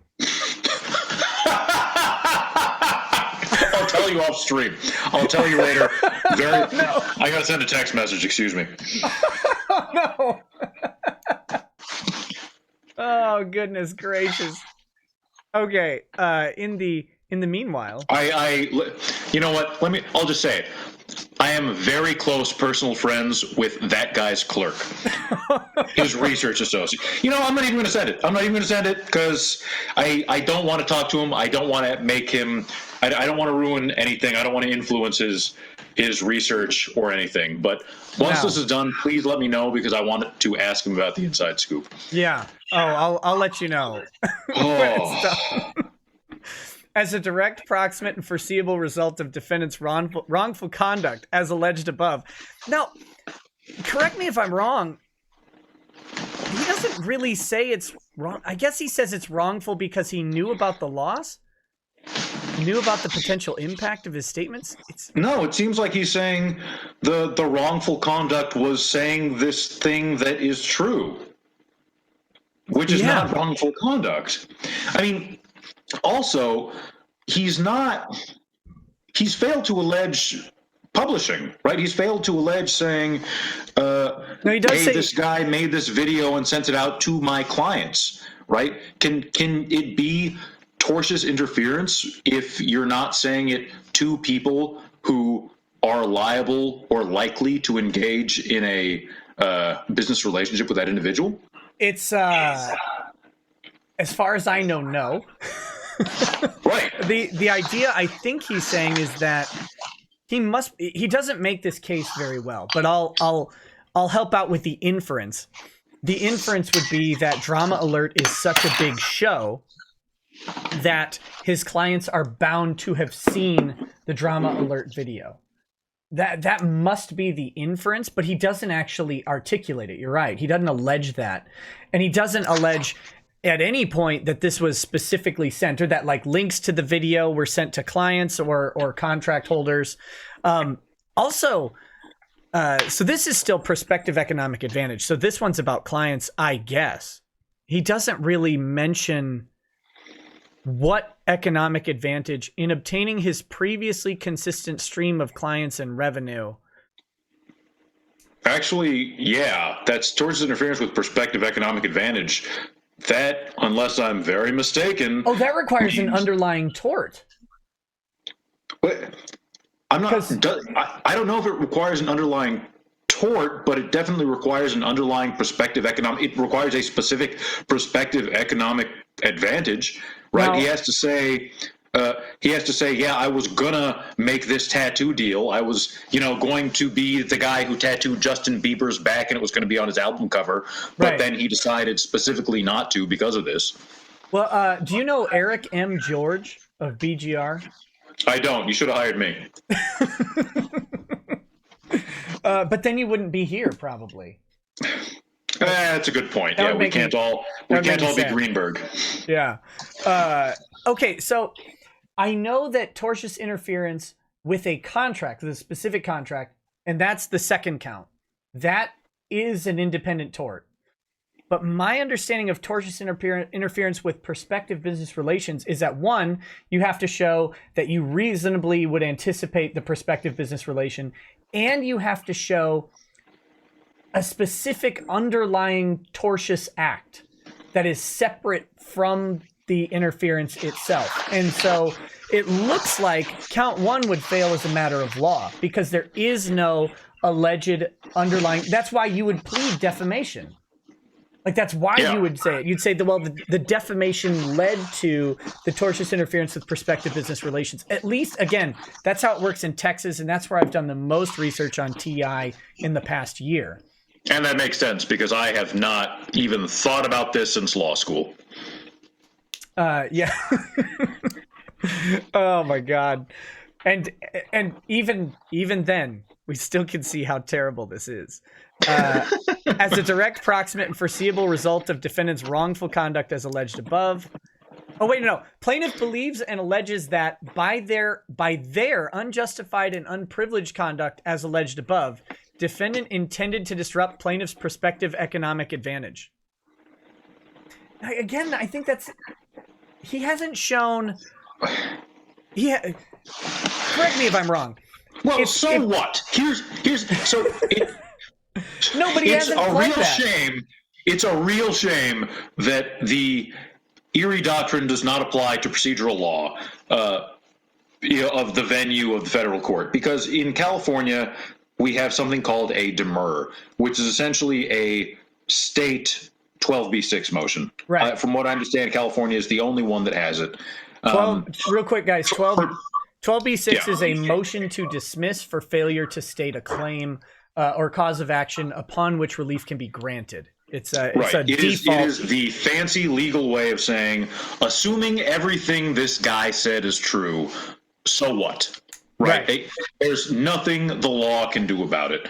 And this is calling out for one of those. But wait, this is federal court though. They can just do a 12b6. They don't need to do a California demur. I'm an idiot. So the interesting thing here is they don't actually allege above that Keem intended to interfere with the guy's business at all. Like, now, if you're writing this petition, or if I'm writing this petition, I'm going to include some statement of Keemstar that sounds something along the lines of, I want this guy's business toast. I don't want him around paying clients. I'm gonna give some evidence to the court that he actually intended to interfere with the business, rather than he just wanted to let people know that this guy is a disgusting pedo, right? Like, right. Because that's he says that he alleges that, but they don't. Unjustified and unprivileged conduct. I think there's you don't need a privilege to say you don't need a privilege to report the crimes of another individual. Right? Yeah. Now, if he had reached out to a contract holder specifically, he may need privilege, right? Like that.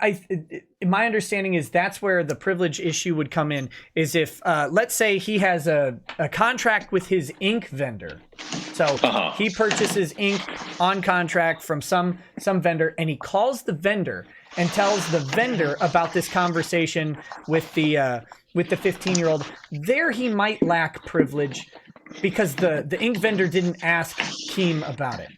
Well, no, but if he already has the deal with the ink vendor, then it would be tortious interference with a contract, right? And not with prospective economic advantage. That's count 2.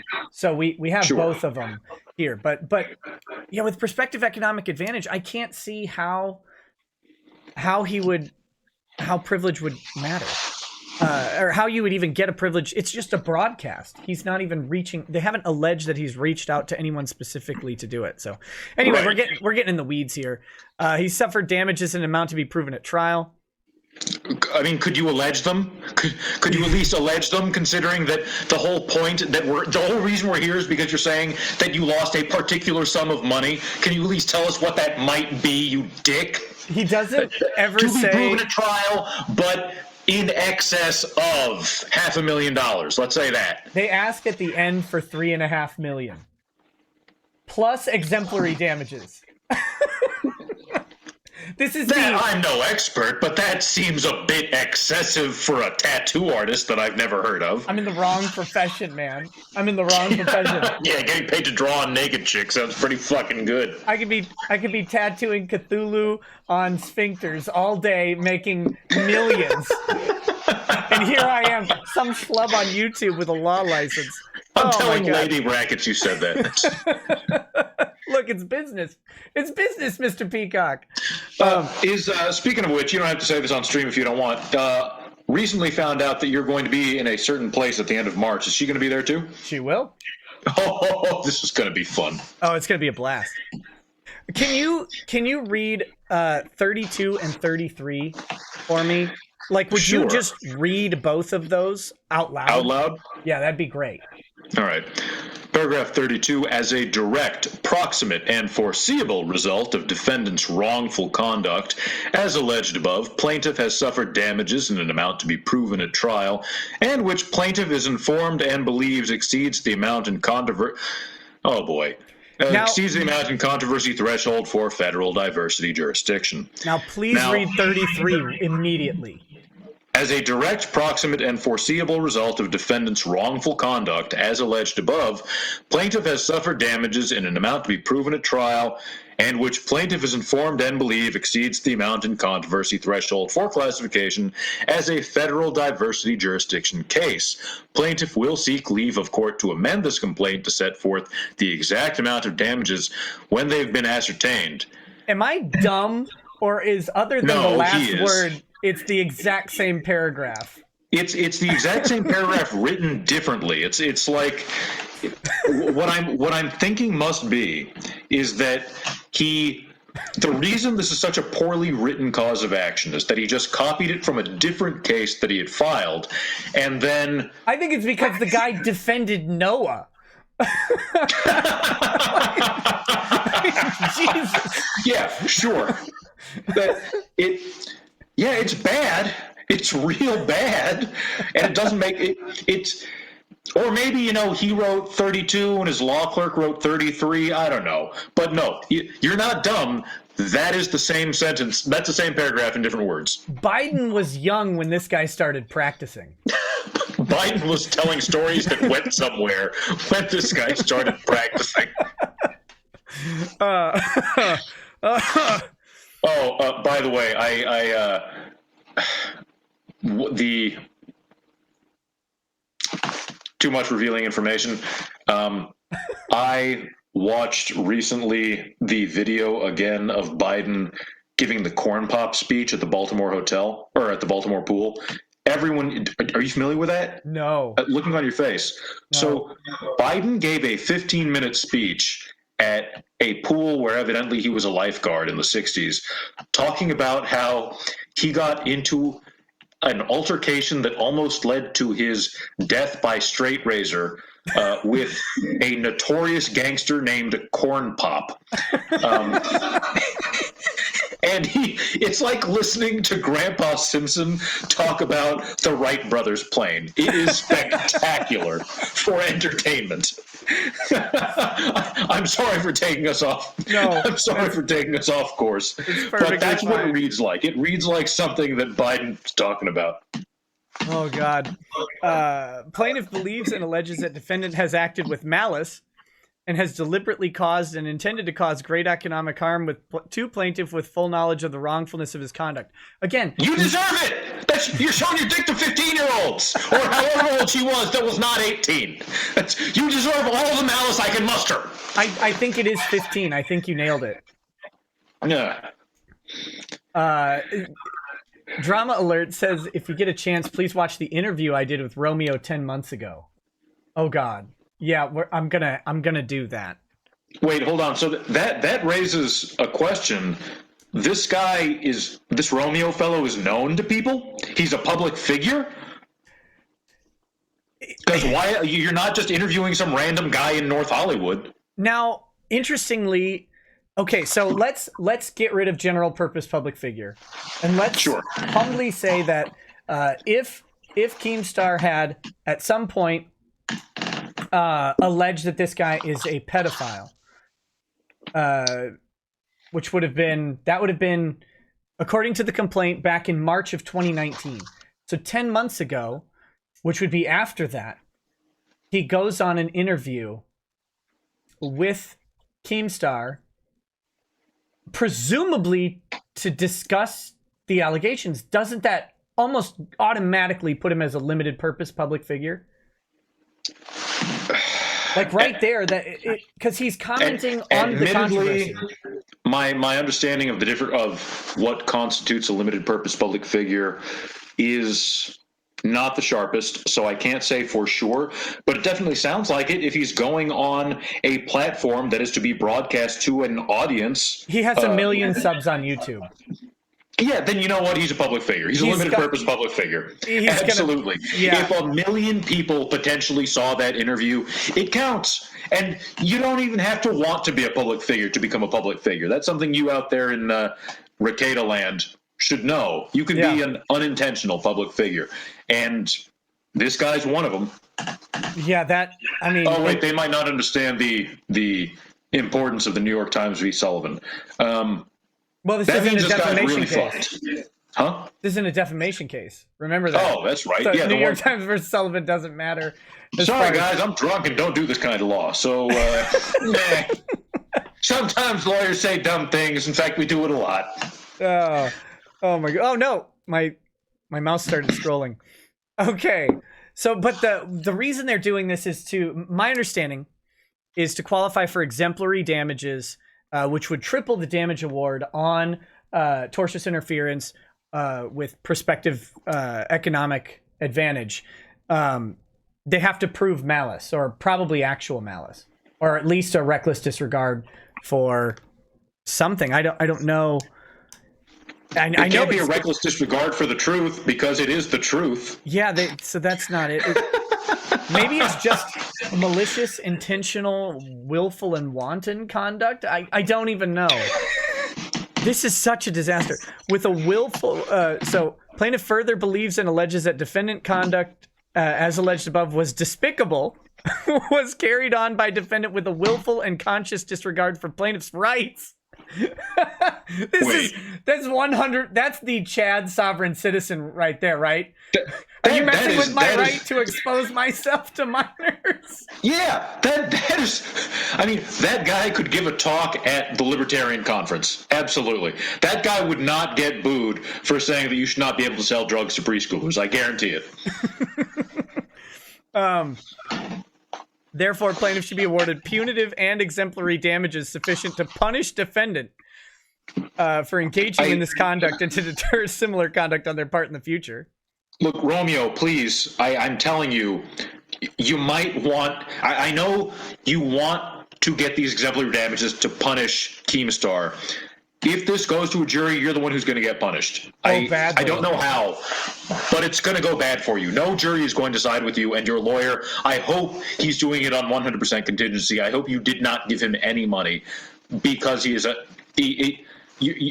it's disbarment number 5 coming up. That's possible, yeah.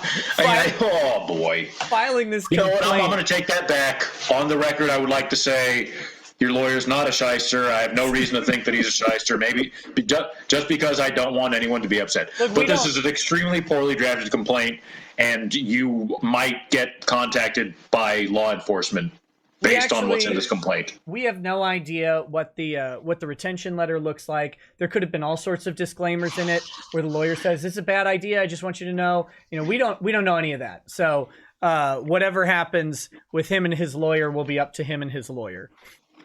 Plaintiff believes and alleges defendant's illegal acts as described above are a serious and continuing threat to plaintiff's reputation, goodwill, and financial health. That is so dumb. It took me.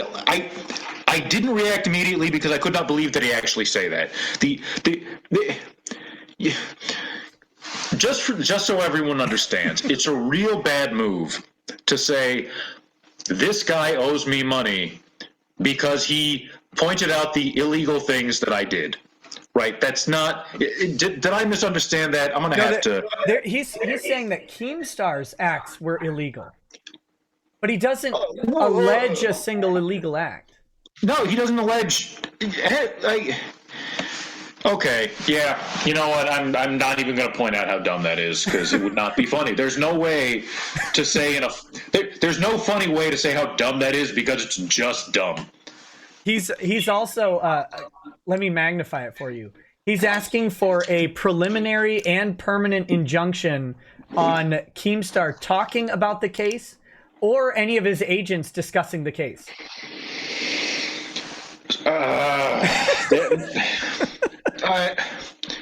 No, that's not going. It's not. Look, I have not going to be granted. Don't ask for stupid things. I have 1 million subs. He has 5 million subs. He's not allowed to talk about it. Right. Yeah. Your Honor, I'd like to enjoin this individual forever from talking about a matter of public interest in a public forum. That's that whole First Amendment shit. That's dumb. That was from the days of like printing presses and pens. We don't need that for Twitter or YouTube. So, oh Jesus. On to count 2. This is T.I. with contract. Plaintiff believes and alleges that, at all times relevant herein, defendant was aware of and had knowledge of plaintiff's contractual relationships with promoters, agencies, and social media platforms operating on local, national, and international stages. How can Keemstar know about those when you didn't even, the court didn't even know about those? This is the first time we're hearing about them. Right. That's the amazing thing. And allegedly, he still has his YouTube channel. So the one contract that Keemstar has apparent knowledge of, I don't know if he had it before or after the case commenced, but if Keemstar is aware that the guy has a YouTube channel, that's still there. So he didn't interfere with that contract. That YouTube channel is, as far as I know, is still up at the time of filing of the case.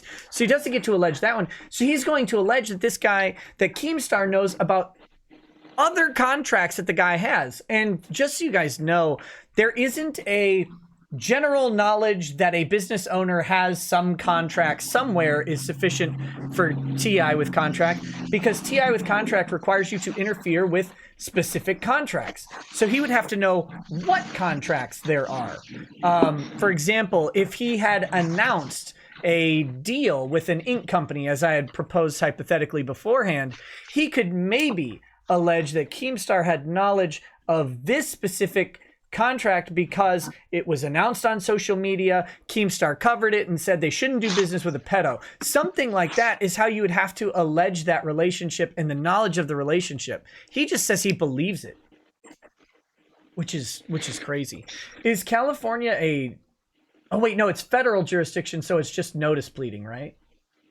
No, you have to do more than notice pleading in federal. You have to, it's Iqbal and Twombly. So, yeah. He has to at least allege he has to allege enough facts. Yeah, sufficient facts to establish that something may have happened. Yeah. And in this case, he doesn't. He alleges a thing happened, which is not enough to... He doesn't allege the facts. Yeah. It's conclusory. Yeah, that's the word. That's what the law talking guys say. Dorby says, dude needs to be prosecuted. Encourage Keemstar to get this kitty fiddler deposed rather than immediate dismissal. Look, I'm not gonna do anything to encourage or discourage Keemstar to act in a specific way. He has retained counsel, and he should listen only to people that he is paying to deal with his defense. He should never take legal advice from a lawyer on the internet who is not aware of the specific the specific facts of his case beyond what's public. And this is a very good time to remind everyone that we are not your lawyers. We're just two guys who may have had too much to drink tonight already and are going to drink more. I should have bought more beer. Shit, I'm gonna have to. You know what I have? You know what? The only other liquor I have in my house is like that third of a bottle of Proper 12 from that stream we did with Proper 12. So this is gonna be one fucked night. Rackets. That is disgusting. Why would you still have that? Because I haven't been drinking it. Because it's disgusting. I know, but you could have at least cleaned dishes with it or something. That's a good point. Could have brushed your teeth with it. Like a proper Irishman. But then I have to taste it without the at least benefit of the divinity of alcohol. You should have gotten a syringe out and injected Proper 12 into your toothpaste and mixed it up. That would have been good, yeah. Good point. That mint and whiskey. Nothing could be bad with that. Okay, so plaintiff believes and alleges that by his unjustified and unprivileged conduct, defendant intended to disrupt the contractual relationships. He doesn't actually allege that any contracts have been broken. He says that some employees left. That's about it. He doesn't. Well, how does you having to pay less people hurt your bottom line? Right. That without explaining it, that doesn't help you. That doesn't help you, idiot.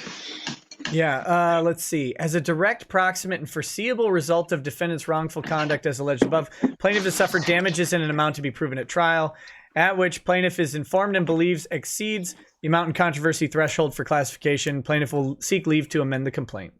Plaintiff believes and alleges that defendant has acted with malice, has deliberately caused, and have intended to cause great economic harm to plaintiff with full knowledge of the wrongfulness of his conduct. Plaintiff further believes and alleges that defendant's conduct, as alleged above, was despicable, was carried on by defendant with a willful and conscious disregard of plaintiff's rights, and subjected plaintiff to unjust hardship. Therefore, plaintiff should be awarded punitive and exemplary damages sufficient to punish defendant for engaging in this conduct and to deter similar conduct on their part in the future. But the issue is, when you're saying, hey, this guy exposes himself to minor, there's no unjustness about any hardship that you're going to. I mean, that right there is not going to sustain him. Let's see. Hold on. What paragraph was that? That was 41. 41. Oh, shit. I totally zoned out this time. I was having too much fun talking shit. That's okay. I was reading. But, yeah, also, you are not going to be able to convince anybody in the world that Keemstar had knowledge of the quote-unquote wrongfulness of his conduct, to wit, telling the world that you expose yourself to minors when it's true. No one is going to think that's wrong. Defendant believes and alleges that defendant's illegal acts as described above. So these are copy and paste for the two causes of action, and the main problems is they lack factual foundation for any of it. So the request for relief as to the first and second causes of action for compensatory damages, including general and special damages, according to proof, in the amount of $3.5 million. That's just compensatory and special damages. That's not punitive. That's not exemplary. That's not the multiplier. Guys, the reason that's so funny is because he's just pulling that number out of nowhere, right? He's not explaining how he got to that number, so it's clearly a bullshit number. Yeah. But sorry, lawyer humor, sometimes it's not funny when you explain it. They haven't even alleged how much revenue the tattoo shop pulls in on the average year. Right. Okay, so are we to assume that it's a $350,000 revenue a year business that is now down, and so they're aggregating this out over 10 years, or aggregating is the wrong word, but they're amortizing this out over 10 years. He's going to make $3.5 million. That now he won't make it but they haven't supported this at all. They're just saying this, and I think again, the judge is going to go, what tattoo shop's making $3.5 million?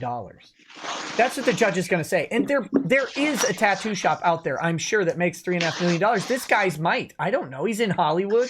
He's got 1 million YouTube subs. No. He's in North Hollywood. Is that a pretend for people thing? who don't know, North Hollywood is not Hollywood. North Hollywood is the place with the Italian restaurant that was built in 1942. A really shitty, a tiki bar, and a bar shaped like a barrel where you can get an $800 a month apartment, which in LA that's the slums pretty much. This is not the nice part of Hollywood. Okay, Mr. Peacock, I have a problem here. Please. Do you see that red box in the chat window? That €100, that's quite a bit of money. Someone early on proposed that if anybody donated 100, I would drink three drinks. Okay. Do you want to join me in that? Yeah, fuck yeah. I'll go get the proper 12. Hold on. All right. While you do that, I'm going to run to the restroom real quick, because if I'm going to have 3 more drinks, this is going to get to be a disaster real quick. I'll be right back. Chair Coon will entertain you.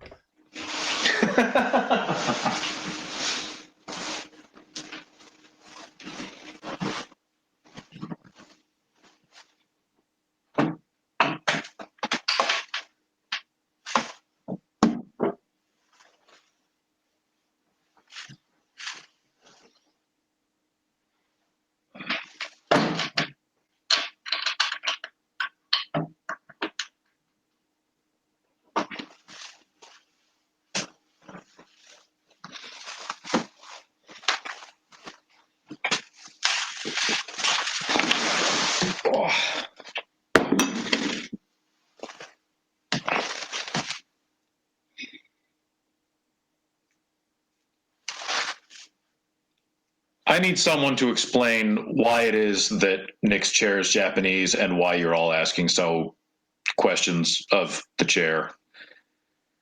Please.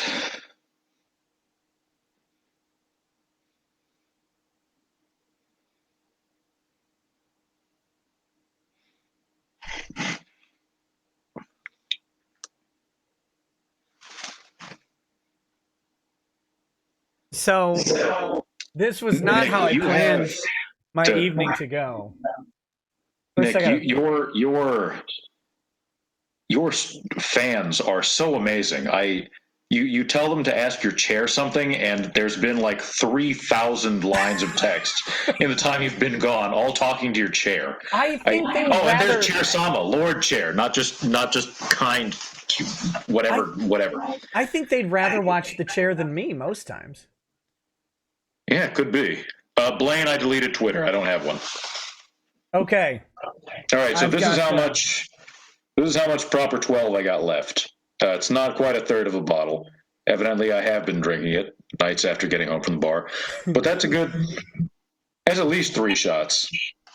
We're gonna do. I'm too deep already, and Well, I have strong pores, so that might be more. But all right, here's. to your help. Cheers, pal. Cheers. That's more than a shot. Oh, why? Oh, you were drinking. Oh, that's disgusting. Empty. Jesus. I feel unmanned. I feel unmanned by you. Well, I hope the €100 keep you nice and warm. It will. Oh, God. I wish I had more alcohol in the house. No, you don't. You're not going to wish that in 20 minutes. That's a good point. in 20 minutes, you're not going to wish that at all. And then when you stand up, take a pause and grab the desk, please. No, dude, I can touch my couch. I'm sleeping here tonight. I'm not walking to bed. I'm just going to recline. That's how I'm going to sleep. All right, I got the next one here. Here we go. Why can't I pour less than that? Oh, my God. Here's what I'm drinking. I'm really stupid. I see it says 99 on the bottle, which makes you think it's 100 proof something. It is. It's Wayne Gretzky whiskey. No, it isn't. Yeah, well, that exists. That sounds worse than Conor McGregor whiskey. It's Canadian. I was just in Canada. And, okay. Well, and I picked some up duty free when I flew back. Okay, that's a little bit more proper. Oh God, I didn't realize. I forgot this was 50% alcohol. Oh God, it's already in my head. I feel this one. You should have jostled your head around like you're on a Mexican boat or whatever. Racist. No. I haven't been on a Mexican boat since I was 10 with my grandfather. I was on a Mexican boat on my honeymoon in Mexico, and they were doing that. They were going around with tequila, and they would grab someone and like pull their head back, and they dump tequila in their mouth, and then they grab their head and shake it around like a washing machine. I was like, good Christ, you're trying to kill people. Outstanding. Oh God. Okay, so Jay said 100 because I'm a sadist and want to see you suffer 3 shots of Wayne Gretzky's industrial runoff. Make a peacock night a night to remember through a haze of WTF did I do to earn this hangover. That sounds like a bad plan. Ugh. But with this Sorry, much... I thought we were doing 3 drinks at once. That's... No, you can. I don't know how to measure that because I've still got... I just drank everything that was in the bottle. I didn't realize that win. I decidedly lose. Oh God. Okay. Back to the complaint. Oh, I forgot about that. As to the first and second causes of action, temporary injunctive relief pending this litigation, barring defendant from making further public statements regarding the accusations he has previously made and regarding this litigation itself. So, guys, some of you may not understand this, not being lawyers, but normally what you want the other side to do is run their mouth in public about the case, because they're likely to say something to hurt themselves, right? That you can then later use. Asking the court to prevent them from talking about the case, one, never going to happen. Two, just bad tactics. Yeah, never. Keemstar is a broadcaster with 5.5 million viewers. It is almost in Keemstar's not best interest, it's in his persona to talk about the case. He's going to talk about the case because his channel, as this guy has to know, is called Drama Alert. So when he's yeah, I didn't know that. When he's sued, he's going to talk about it. It's guaranteed. He hasn't talked about it on YouTube yet, but he has mentioned the lawsuit on Twitter already. Of course he's going to talk about it. He probably should. He should, of course, consult his attorneys and determine the best strategy, but it will probably benefit him ultimately, and we've seen that with people like Dick Masterson. We've seen it with people like Sargon of Akkad. They have talked about their lawsuits or in some way leveraged the social nature of their position to turn the lawsuit into a profitable endeavor. Sargon got his copyright claim dismissed, and he's asking for about 38 grand in legal fees after the motion. But his GoFundMe was like 121 grand. So he profited like $83,000 on his GoFundMe, right? So, I mean, good for him, yeah, right? No, if you can make money by getting sued without even having to, I don't mean breaking even by getting your costs awarded, but making a profit, good. That's the best of both worlds. Right, and Dick Masterson famously talked about his lawsuit to the point where he created a over $20,000 a month Patreon.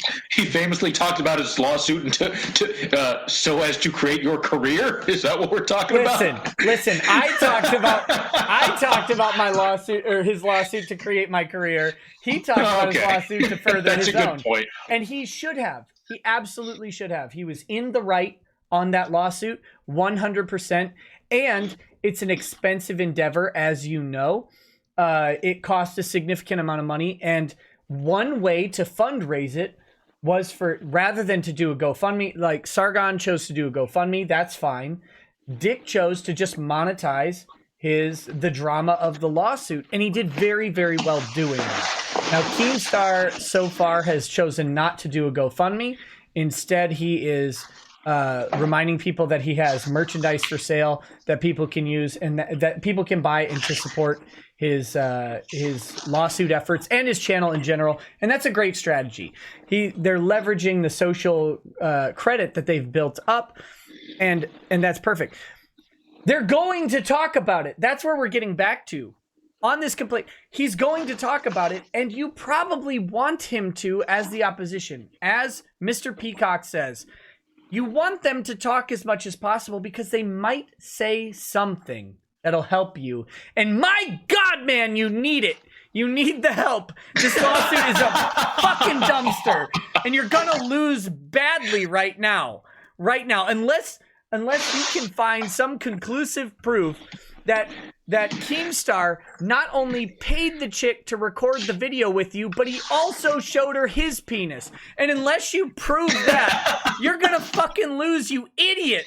No matter how many tattoos you do. Tattoo, I'm a retard on your forehead, and it just go away. What are you doing? Then the jury might at least feel bad for you, right? Like, oh, we can't fight against him. The poor kid's retarded. Like, that's your only chance right now, man. He's toast. He's absolutely done. As to the first and second cause of action, preliminary and permanent injunctive relief barring defendant and his agents, employees, assigns, and representatives from directly or indirectly making further public statements. Look, we don't want his lawyer making a press release. What the hell are you talking about? What are you talking about? Of course they have to. There's no way. No social media posts, etc. regarding the accusations and litigation itself.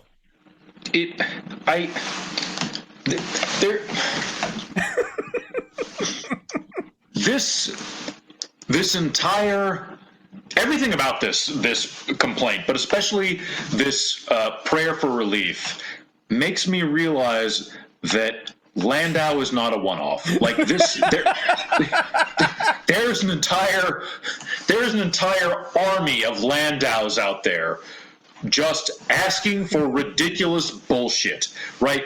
Asking for the world, or asking for the court to enjoin pretty much the world, asking the court to say that no one's allowed to talk about this. I mean, how do you find assigns and representatives, right? Are his fans his representatives? Yeah, probably. If they've ever commented on his stream, you could say, yeah, that's a representative. Entire world. Here's an interesting theory, right? Like, so as YouTube content creators, we give people in the chat a wrench, a moderator, to go ahead and block bots and spammers and stuff like that from live chats. Keemstar undoubtedly has some moderators they have to be de facto representatives. So if that moderator can't talk about it now, like you're asking, and that moderator, who knows where the moderator is located physically.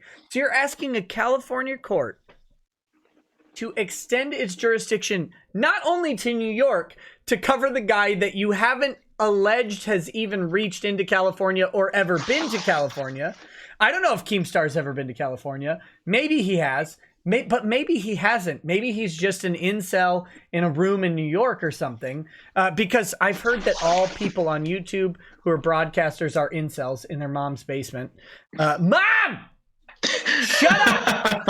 I've heard that. But the one exception is Izzy Nobre, whose girlfriend is never mind. Yeah, whoa, careful there, sir.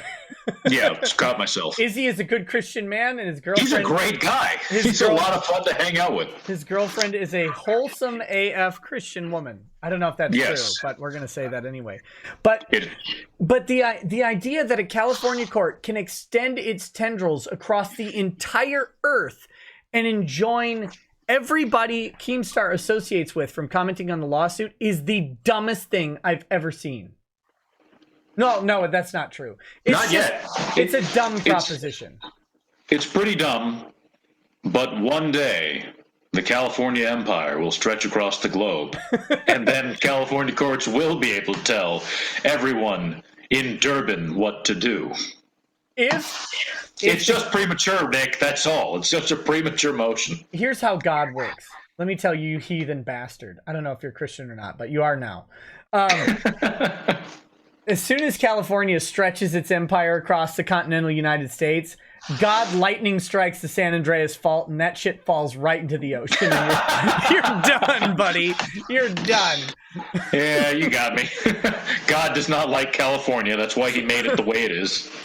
He looks at San Francisco. Every time he's like, oh, man, I love California. Let's see how San Francisco goes. Fuck you. Plague of shit. Plague of needles. Fuck you. You get a communist for a DA whose parents are in jail for blowing up a government facility. Good luck dodging used condoms, you idiots. Yeah. Okay. As the first and second cause of action for punitive and exemplary damages, according to proof at trial. Oh no, what is this? Is there a little rackets running around? What's up, lady?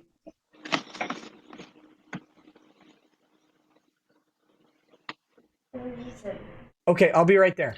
Hold on. Sorry, 1 second. I got a little racklets to deal with. All right, looks like it's just me, everyone. Thanks for tuning in to the Mr. Peacock Hour. Najimbu Boo, you're right. I was terrified for a minute when I hear that there's a kid that we have to worry about. That's pretty important. Oh, the chair has more. The chair's more entertaining than I am. This. Wow. All right. Yeah. You guys are incredible. Nick has the best fan base.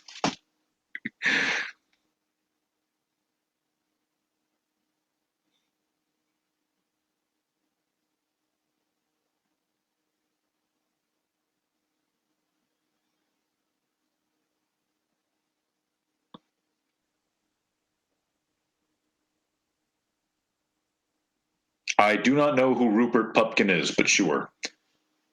I don't have a YouTube because I have unfortunately decided to stay in Los Angeles and have a job. I get that a lot, Tazib Husseini. I am like a buck cake. Thanks, Count Vega. You should see me at night.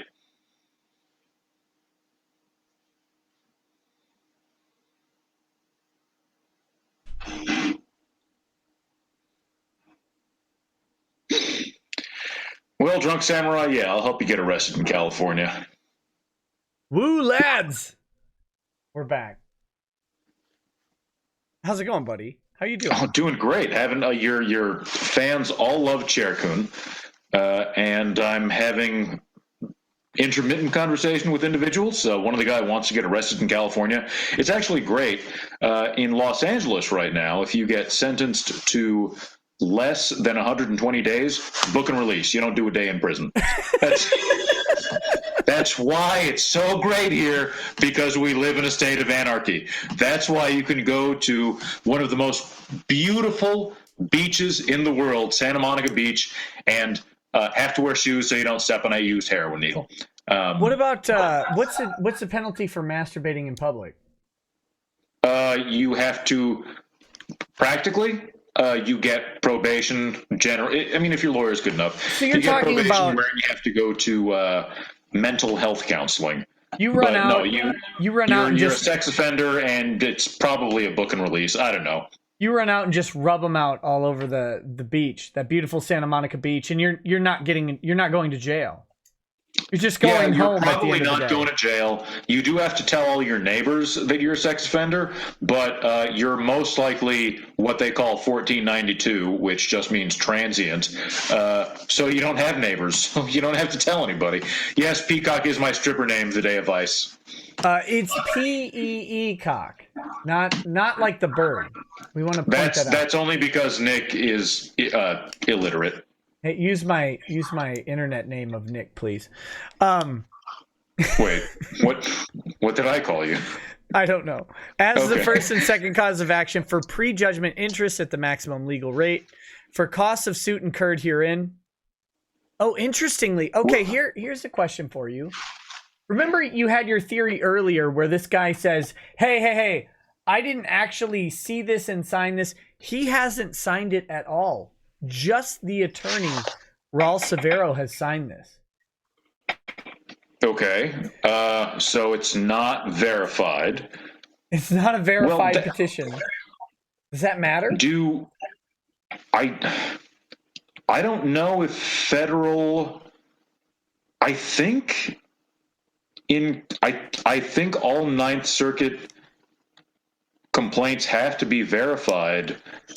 Only because of the way this is written. This is not written like an unverified complaint. This has specific allegations which are falsifiable. Which means that Raul Severo, in this case, is alleging personal knowledge of the events contained herein, right? Like, I'm not mistaken in that. Right. I mean, unless I'm mistaken, which is possible, because I've never done a plaintiff side suit in the civil case in federal.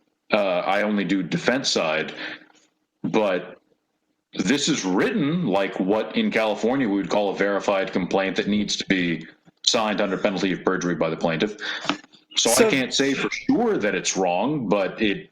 So the plaintiff should immediately write a letter to the court throwing Raul Severo, who at this point has to be begging the court for death. He should immediately write a letter saying, I didn't authorize this. This guy avenetted me. And I just went in for a psychiatry session. I paid the guy $500, and I just wanted him to listen to me for an hour. And I cried about Keemstar making fun of me and pointing out that I'm a pedophile. And then he decided to file suit on my behalf, and I had no authorization to this whatsoever. That's what I met this guy once at a bar. It's called Underdogs. It's in the basement across the street from the Glendale Mall. I'd never been to his office, never gave him no money or nothing. I don't know what this, Your Honor, please, he's the pedophile. I am a noble tattoo artist. That was Raul in the videos, Your Honor. It wasn't even me. That was a Severo guy. That was Severo penis, not mine. Stop. Quick. I didn't even do it. I'm innocent. I only talk to 45-year-old and higher men. That's why I talk to... yeah, there you go. I'm protected class. I like other men. Yeah. I'm using the Kevin Spacey defense, Your Honor. I identify as a gay man. Yeah, I choose to live my life as a gay man, all right, see you guys at the Oscars. Listen, I choose to live not only my life, but my subsequent life as a gay man as well. A gay Hindu. Oh, God, what a disaster. Oy. So this is the complaint. That's all of it. That's all of it. What do you think of this? I mean, do you see... You can't have seen anything this stupid in California. I mean, I've seen things that stupid, but like a demur that was dumber than this. What about this guys is really with... bad. Guys, this is... This is one of those cases. This is one of those pleadings that I look at, and I get angry because it reminds me that there are so many incompetent attorneys out there who are taking food off my table. Like, every incompetent attorney is getting paid money that I could be getting paid for doing a better job. And this is what that reminds me of. It's just bad. Okay. I mean, I would feel worse if the complaint had some possible or potential merit, had some path to success, and this guy were fucking it up. But no, this is a poorly written complaint for a poorly written cause of action. I don't see any fact here that is going to help this guy. Okay. I'm trying to figure this out. Social Blade has a weird thing here. This guy has... Is it 47 million video views a day? That can't be correct. No, that's more than like CNN, which isn't a lot these days, but, you know, it's still saying something kind of. 47 million total? Okay, that's total. That's total. Okay, so back in January 2019, so right before this thing blows up, he has 3 million video views in a month. February, 700,000. March, 700,000. April, after the allegations start to show up, he's got 387,000, 268,000, 347,000. But typically, this guy's rocking between 700,000 and 1 million video views, 2 million a month. This guy's making pretty decent money. Yeah, he's probably, that sounds like he's making more money than any average tattoo artist, right? For reference, I have about, on the average month, I have about 700,000 video views a month. So he's not doing too many. I guess he's not doing a ton. I don't know what his YouTube earnings are. That's hard to say. But you gotta imagine he's making a bunch of money. at his tattoo shop. If he's got 1 million subscribers on YouTube, God, I don't know. To be brutally honest, I forgot entirely where I was going with this line of thought. It's the 100-year-old guy's fault. I can't think of anything else anyway. I may have Wayne Gretzky whiskeyed my way out of that line of thought. That's a possibility here. Well, that just means we're gonna have a lot more fun with the super chat. Hey guys, I want to see more justice chats that we can talk about. I don't make any of that money, but still, guys, it's more fun. I've got a whole bunch to read. Oh, okay, never mind. Never mind. Not keep never giving mind. Nick You money. can keep sending them. God, I legit forgot what the hell I was talking about at this point. So I think where you were going was he's saying that I lost money because of this, but before the complaint was filed, he had 300,000 views a month. After it, he had 700,000 views a month. Therefore, one could say he doubled. It was like 3 million views, but that was one specific month where it spiked pretty heavy. Typically, he's about 700,000. Then around that 700,000, then he halved his views, but that's just his views on YouTube. That's not actually his. Hold on. So someone in the chat, Dead Freck, said he was doing tattoos for people like Ninja and Post Malone. Post Malone has the worst tattoos I have seen in my life, and I used to defend criminals for a living who did their own bullshit tattoos with baby needles and pen ink. Right? It's not saying that this guy is a good tattoo artist because he inked up Post Malone. Fuck this guy. Yes, Alex, your friend. I am drunk. Did you see how much proper 12 I drank from the bottle? Okay. Oh my God, this guy's a fucking idiot. Keon. Mr. Peacock. Fuck! It's okay. Everyone's already saying my name in the fucking thing. Yeah, but YouTube. Good point. All right. So let me read you the title of this video. This is Keemstar's interview with this guy, with Romeo Lacoste, okay? Romeo Lacoste interview, drama alert, uncensored. Romeo Lacoste reacts to recent allegations. This motherfucker puts himself squarely in a limited purpose public figure, for sure, even if he's not a general purpose public figure, because he's reacting by an interview to the allegations themselves.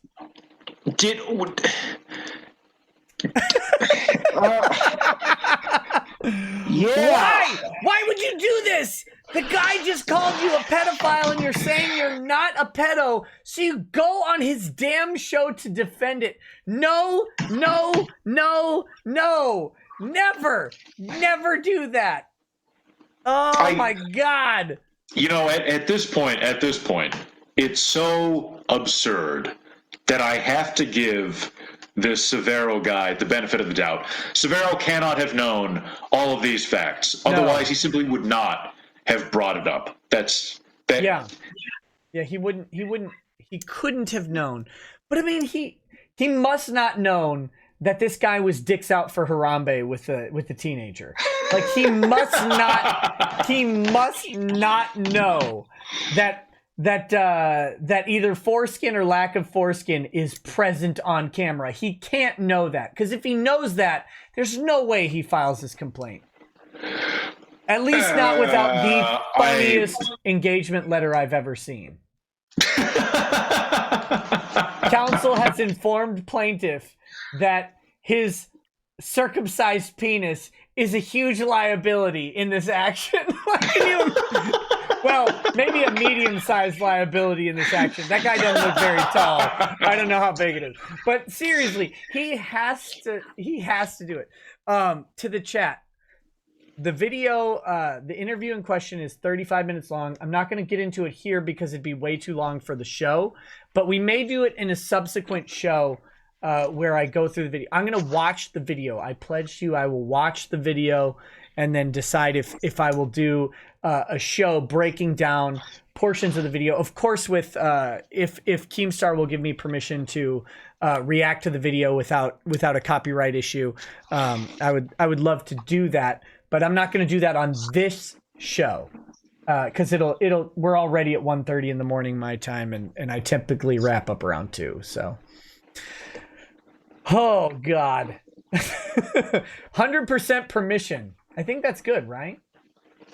That's legally binding. Yeah, drama alert is Keemstar. Hold on, Elias. I want to address your vile slander. I look like the hero from some sort of chick flick. Exactly. And don't you forget it. Look, Mr. Maybe Peacock, I need to grow Peacock, my hair out again. Mr. Peacock is offering mustache rides for free. It's like Hello, Uber, pretty but ladies. better. Well, man, yeah. I mean, that's the complaint. I don't have too much more to say about it. It's a disaster. This is an unmitigated disaster. The funny thing that I think about is, first of all, I think maybe they won't, because it'd be funnier to address it and not do this, but they're gonna fight jurisdiction on this. Yeah, they have to fight everything on this. It's all garbage. I mean, the jurisdiction, the allegations are insufficient on about 17 different things I can think off the top of my head that I'm not going to explain. There's not a single fact that supports personal jurisdiction over Keemstar in this action. Not one. Yeah. They don't allege that he's ever conducted business in California. They don't allege that he reached into California. They don't allege that he specifically advertised any streams or the videos in question to California. Nothing that they have alleged indicates that he should be in California here. So they'll probably fight on jurisdictional grounds, and they'll likely get it dismissed on jurisdictional grounds. And honestly, I think that is the best outcome for the plaintiff. It is dismissed. The best outcome for the plaintiff is that this gets withdrawn, stricken from all records, and not ever brought to the attention of any law enforcement agency. Right. If it's dismissed without prejudice in California federal court, and they suggest filing in the appropriate jurisdiction, then he has the option at that point to raise it in New York or some other appropriate venue. And at that Without point, the admissions, he should immediately just decide to crawl into a hole and Minecraft himself. Like that's where that should go.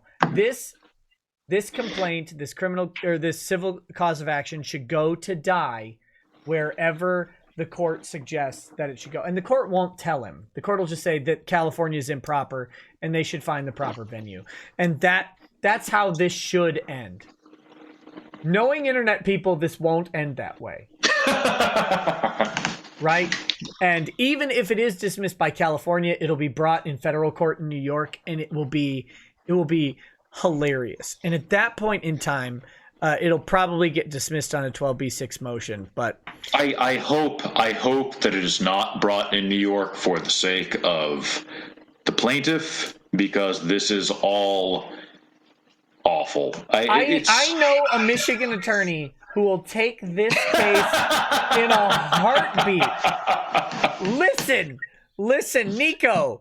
As soon as you fire Raul Severo for filing in California, which is definitely inappropriate, you should hire Kevin Landau. Don't worry, everything will be fine. I'll put you in touch with him if you need it. Just DM me, bro. I must disavow any such foolish recommendations. And by foolish recommendations, I just mean referring anyone to any attorney outside of one's jurisdiction. I have no reason to say that retaining that attorney would be foolish particularly. No, it would be specifically beneficial for me. Please do it. Please. I am sure he is plenty competent. But I don't know that for a fact. I know neither way. He's definitely competent. Hold on. 2012, Jameson says no, he needs Doucette. From my understanding, Doucette, whoever that may be, is not admitted to New York and is also fat, bald, and stupid, so don't hire him. Listen. But of course, that's just my opinion. I don't know. Craig Doucette's neck fold has its I don't know own who that bar. is. I just said Doucette. I said Craig. Greg Doucette's neck fold has its own bar admission. That's That's a deep, dumb lawyer joke. That's a joke only a drunk lawyer could make. Listen, we're not talking about that. No, Kevin Landau is the funniest plaintiff's attorney on the planet. Did you see? I don't know if you saw. You probably didn't. Do you remember that he was representing allegedly Mo from the Three Stooges' grandson, Rovier? Yeah, Carrington? his gay black grandson. That one. Yeah, that was the most. That was when I realized that his complaints were written by the client, and he just put a signature on them. Because there's no way a lawyer wrote the words in a complaint, and then he took advantage of me, who was just a young upcoming stud at the time.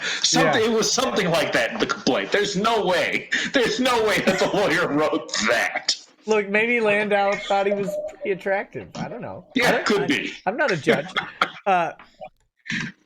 He abandoned that guy, and that guy is getting absolutely.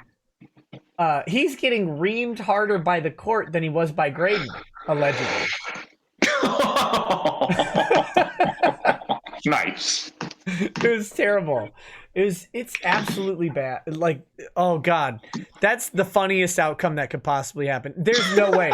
There is no God but Jehovah, but Jehovah is not that mean. He would not refer Romeo Lacoste to Kevin Landau.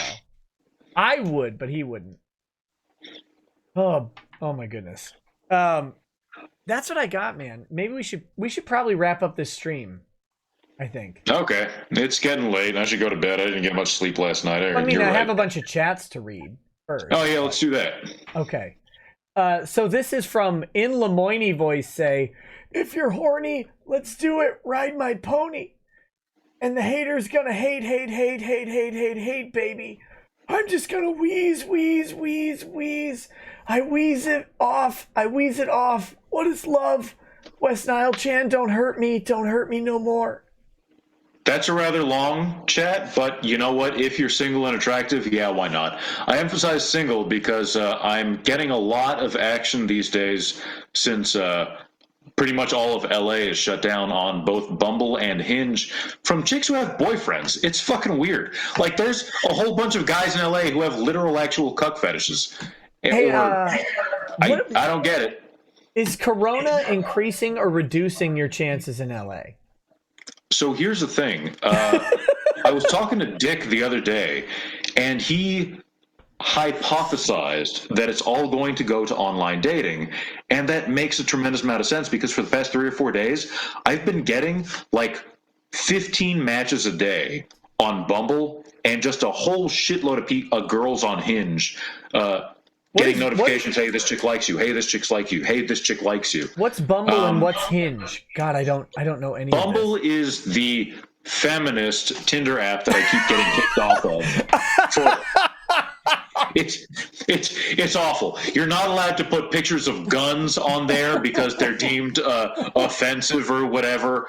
I got kicked off once for, it was either because I said, well, that's retarded, or I told a chick that if she was going to keep being that boring, she had to show me her tits. One of the two. I don't know. But I got kicked off, so I just remade another one. And Hinge is supposed to be the relationship dating app, which would be great, except it's all like it's now girls just advertising their Instagram mainly. But for the past few days, they've just been going nonstop. My phone has buzzed a number of times, and it's telling me that I have 12 new messages on Bumble right now, just from the time that we've been here. Look, go to their place and use their toilet paper. That's all I'm saying. There you go. But yeah, Dick was saying that he thinks that it's going to increase the online dating issue because no one's going to bars. And that actually makes sense right now, just based on the uptick in activity for the past 3 days. Oh, that's absolutely amazing. Yeah, it's a great time to be single. Sorry, guys. Is he trolling Hinge and Bumble? Do them both. In Lemoyne's voice says, wheeze in, now wheeze out, hands up, now hands down, back up. Tell me what you're going to do now. Keep wheezing. What? Keep wheezing, wheezing, wheezing, wheezing. Come on. Keep wheezing, wheezing, wheezing, wheezing. Yeah. Is that DMX? I don't know. No, it's Limp Bizkit. Oh, okay. Rolling, buddy. Come on, get older. Mercenary X says, well, today has been insane for Friday the 13th. I have to go shopping for other people for Instacart and went to 3 different Costco's, and it was worse than Walmart on Black Friday morning. Fist fights for bottled water, public death threats for saying OMG, you name it. Speaking of fistfights, did you see that video of the dude at, I think it was a Costco, getting stabbed with a broken wine bottle over a case of water? That is amazing. No, I didn't see that at all. Yeah, I forget where it was, but I saw it on Twitter today. Just the thought that someone would say, no, I'm taking that water, and your immediate reaction is to grab a wine bottle off of the shelf, because it's not in your cart. If you're there to buy water and toilet paper, you don't have a bottle of wine in your cart. Break it like a shitty Roadhouse movie, and then just stab the guy. What the fuck? Listen, I'm taking this water. Yeah. Saban Knight says, the Wu Flu is a scheme constructed by Procter & Gamble to sell toilet paper. Hope your day is going better than mine. Procter & Gamble is making it hard to pay my mortgage. I was baffled today because I'm at a Mexican restaurant looking at the TV, watching the governor of Minnesota declare a state of emergency while the Minnesota Department of Health chairperson is on there saying, if you get sick, it'll be a minor illness. And I'm like, well, then what the fuck is a state of emergency then? Because the flu is worse than corona, according to the government, and we don't have states of emergency for the flu. Nick, because when big line go down, boomer get mad. That's true. State of emergency mean government print more money, because money is nonsense, and then they inject into stock market. I forgot, which is just stupid. Yeah, I don't know. A state of emergency doesn't fucking mean anything anymore, right? A state of emergency used to mean we're deploying the National Guard so that these riots in Watts don't spill over into full-blown race war across the south of the country. Now it's the economy is going down, state of emergency, we're going to inject $1.5 trillion. I don't get it. It doesn't mean anything. Hopefully they take all of the money from Bernie Sanders. Yeah, but real quick, while we're on the subject of the Wuhan miasma, you know how you know that it's a bioweapon made by the Chinese? Because the Chinese government came out today and said that the Wuhan miasma is actually a bioweapon by the U.S. That right there convinced me for sure. Fuck them. I'm actually not going to say what I'm going to say on stream. I'll tell you later. Don't go to Hong Kong. Jay says, any bets on whether Huber's divorce documents are going to be in pleadings? Your Honor, we have evidence of conspiracy. Chuck, where? Why do I care about divorce documents? They show they threatened him for the fraudulent affidavit and used the GoFundMe. No, I think here's how you got to look at Chuck Huber's divorce documents. Chuck Huber's a voice actor. Okay, we're gonna do those like 9th grade math problems right now. All voice actors are stupid. Chuck Huber's a voice actor, so Chuck Huber is stupid. Okay, that's point number 1. All of Law Twitter is stupid. Law Twitter is Law Twitter, so Law Twitter is stupid. Chuck Huber releases his own non-public divorce documents to Law Twitter. Now, 2 stupid people have a set of documents. Law Twitter, or, Law Archive or whatever, releases Chuck Huber's documents during pending divorce proceedings. Documents that are non-public have become public by the accusing party, or by a party in the suit, which immediately strips the defamation protections that are built into pleadings if they can prove that Chuck Huber released them. Okay, but here's the thing: nobody has accused anybody of any wrongdoing yet. It's all lying and implying right now. So it's all everybody running with their imagination. I can only imagine that there is something stupider on the horizon.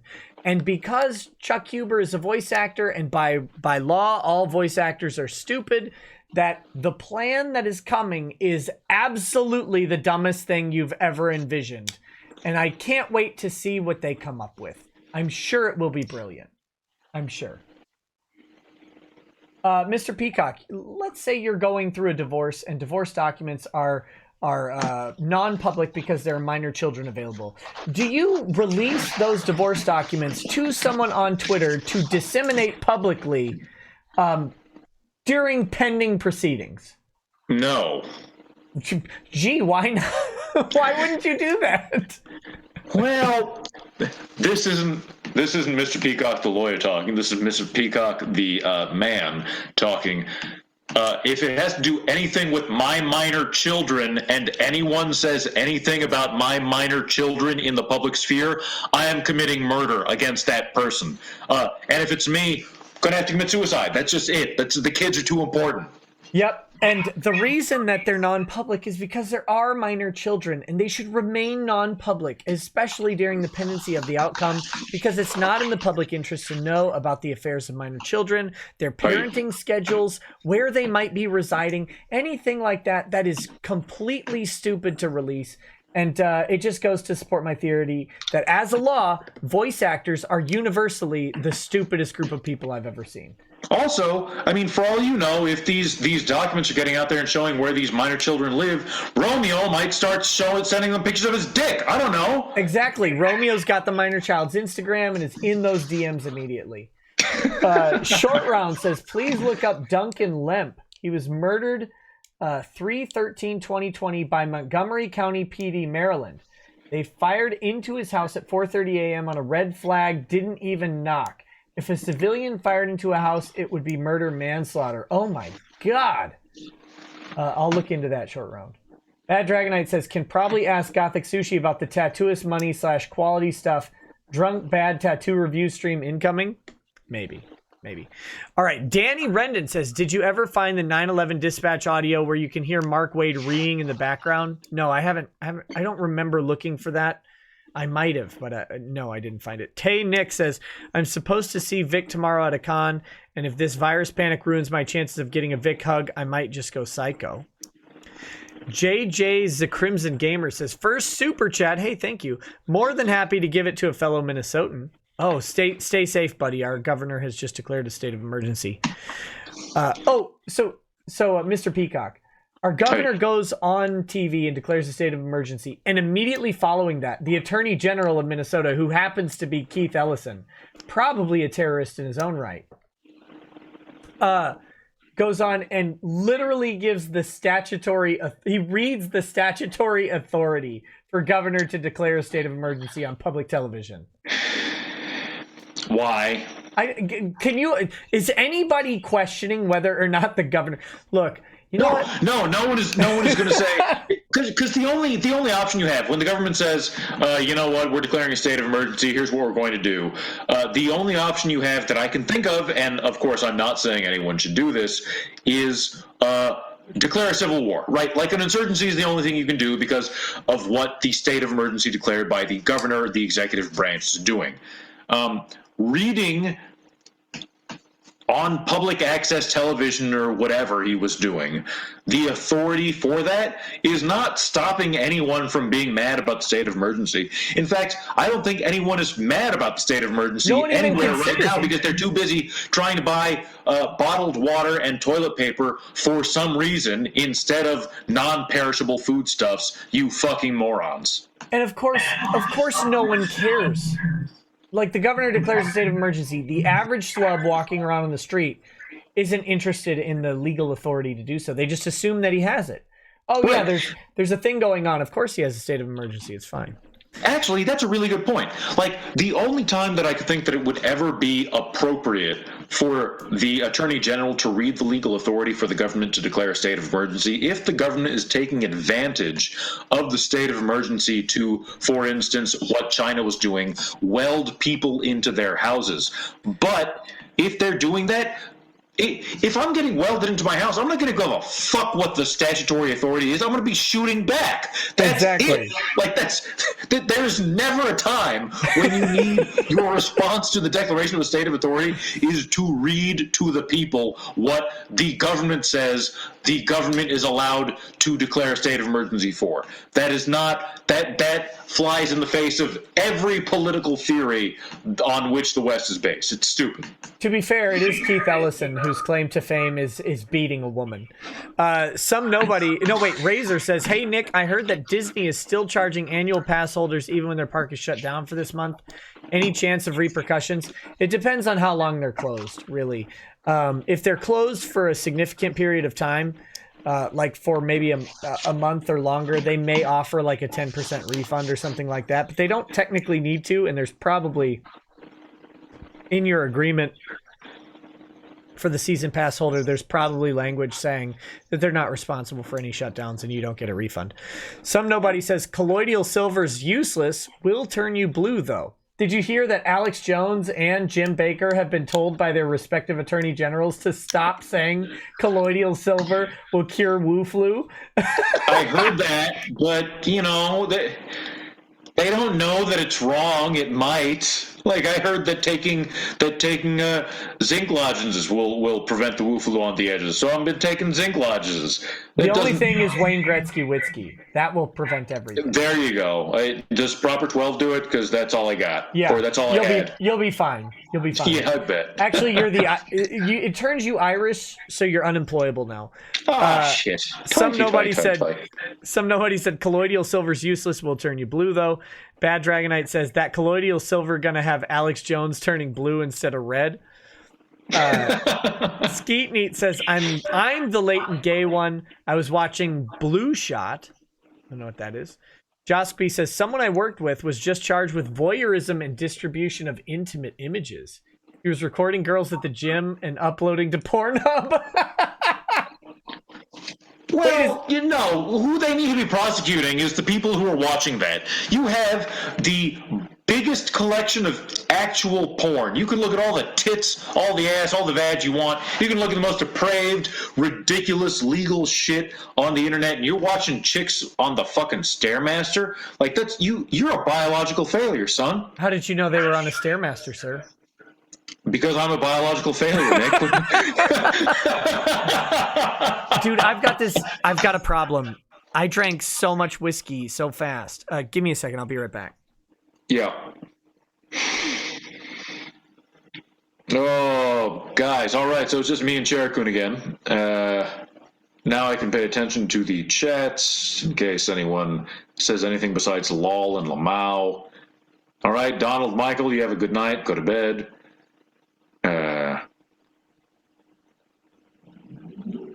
No, he's not going to puke. He's going to come back with like some kebab or something.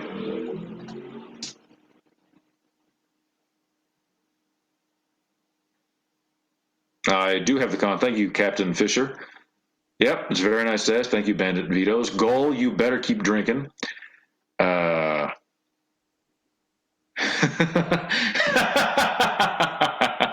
I can't even say that question. Jared, maybe. I mean, yes, of course. I ate the juice mustache ride. All right. If you're a hot chick, yeah. Sonic JR, also if you're a hot chick, yeah. See, all hair all over too. That's me. Get Nick to read your chat. Okay, Cloudfire, I will. Sorry, there was rubbing this mustache like a villain. It's because I am a bad guy, son. I'm sorry. All right, Archangel of Life, buddy. Good to see you. Yeah, we'll have at least one drink. Buff Jesus, that's right. Smile Ducat. That's can't see it on the camera, but yeah. How's your boyfriend? How's the feminist dating scene? Oh my God. Keep getting unmatched. Sorry, Lido. Sorry, I had to reach in through my anus and squeeze my bladder and wring it out. Shadow Dreamer, I do enjoy tequila. Very much so. So, yeah, I want to address quickly back what you were saying just a moment ago. You're on Pornhub. You all the have time. all of the Pornhub available to you, and your choice is clothed voyeur videos of chicks working out? Yeah, there's something wrong with a guy who does that, right? Like that. It also, if that's what you're doing, if that's what you're looking at on fucking porn, go to the gym and get buff. Do something, son. Yeah, Like, just don't go to the gym. Just go to the gym and look at watch the chicks and emulate their technique.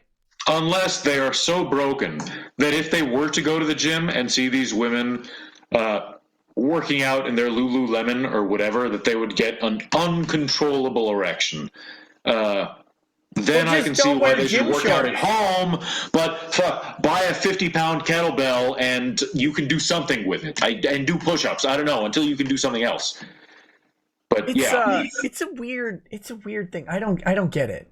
Yeah, just buy a Lululemon. Reaching deep back into the past, as Angelo's mom would say, "Who are you, gay?" This is ridiculous. Just get a Lululemon advertisement. Like that works too, or an Under Armour ad. Like, you don't even need. Anyway, but out of curiosity though, why is that? What? Like, looking at this from the lawyer's perspective, is that voyeurism and distribution of intimate images? They're at a gym. They're in a public place. Like, unless he's recording them in the shower at the gym, I can't see that as distribution of public images or of intimate images. No, not at all. I mean, it's clothes that they're wearing out in public. What's intimate about it? Anyway, let's see. Jospy also, he says he thought deleting all online accounts and videos would save himself. Well, that was a bad plan. He should have just said, this is fine. Oh, Canadian law. It was Canadian law. Sneakerfiles.com says, do you guys break down lawsuits from other YouTubers? Might have an interesting defamation case you can go over for content. Oh, buddy, I would love it. That'd be fun. Send it to me. Yes, I do. That's what I do. Scott says, hell is real. You don't have to burn. Trust Jesus. Oh. Thank you. That's we prefer in civilized company to say John 3:16. But your version works too. The problem is that Muslims have hell also. And the Chinese have a lot of hells, and one of them is the new hell of Wu-Flu. All right, Thane Cotter says, should T. Greg watch this jurisdiction explanation? Look, we'll see how his jurisdiction argument goes. I don't have much faith in it. Brittany Mars says, hey, Nick, I want to send you some liquor. Any idea what to ship it in? A box with a lot of bubble wrap. That's what most people do. Wait, yeah, I'm not going to advise her how to get around liquor shipping laws. That would be a violation of some. Yeah, that's up to you how you do it. I know if you tell the post office that you're shipping liquor, if you tell them that you're shipping liquor, it's a bad thing. I mean, not a bad thing. They just won't do it. I think you can do it through FedEx or UPS, but if you tell them, they require a signature and stuff like that. So, if that's the case. If you're trying to ship it through FedEx or UPS, you can DM me or email me, and I'll tell you where to send it. But I can't tell you how. Nobody says, Mr. Peacock got the Chinese gulag virus yet. Maybe. Not even a joke. We got an email on Thursday to our work thing that someone in the office tested positive for it. Oh my or not God. Someone in the office, someone in our building tested positive for it. So yeah, I might have it. I don't know. As a precaution, I'm not visiting my mom this weekend, so she is very sad. Oh, but rip. I'd rather her not die. Rip, Mrs. Peacock. Fred Rush MD says, I love you, Nick, and I love you, Archduke Ferdinand Mustache Mr. Peacock. Thank you. I am, in fact, probably, I hope, Habsburg aristocracy, and my death will have a tremendous karmic impact. Millions of men will die as a result, so nobody kill me. Fred Rush, are you going to be at L.A.? You son of a biscuit. You better be in L.A. next weekend. Shadow Dreamer 13, I see you say, Mr. Peacock, I have a bottle of Maker's Mark. Are you in L.A.? Because I need alcohol. Should I bring you some? No, dude, there will be so much alcohol to buy when you get here. I know. I'm gonna buy a bunch. Yeah, it's going to be a lot of fun. Oh, also, wait. Have you seen how cheap flights are? Yeah, it's fucking stupid. I'm glad I didn't decide to take off work and buy a $300 flight to Europe. So I was going to go to this convention in Wisconsin that I had agreed to go to last year. That was why I couldn't go to LA, was because I was going to this convention in Wisconsin, but it just got canceled today due to coronavirus. And I looked up the flights and I'm like, oh my God, it'll be cheaper for me to fly to LA than it will be fly me and Lady Rackets to LA than my hotel room in Wisconsin would have been. Yeah, everybody come to Road Rage LA 2. It'll be great. It's on the 28th. You can come get really, really, really drunk with me and Racket. I mean, me and whatever this guy goes on by. We never get drunk. What are you talking about? Then you can come. Then you guys can get drunk while we stay sober and respectable and watch you. Military, Jesus. But it'll be a lot of fun, guys, and pay money and buy the alcohol that Dick is selling, because we want to. Skeet need I'll molest you if you ask me to. Wait, is Dick actually selling liquor, or is it the venue is selling liquor? Well, the venue is selling liquor, but I imagine there's a price sharing. I just want people to spend a lot of money. That's all it is. But we want the venue to make enough money that Dick can get another venue very easily. Guys, I can get a plane ticket a week away for under $300.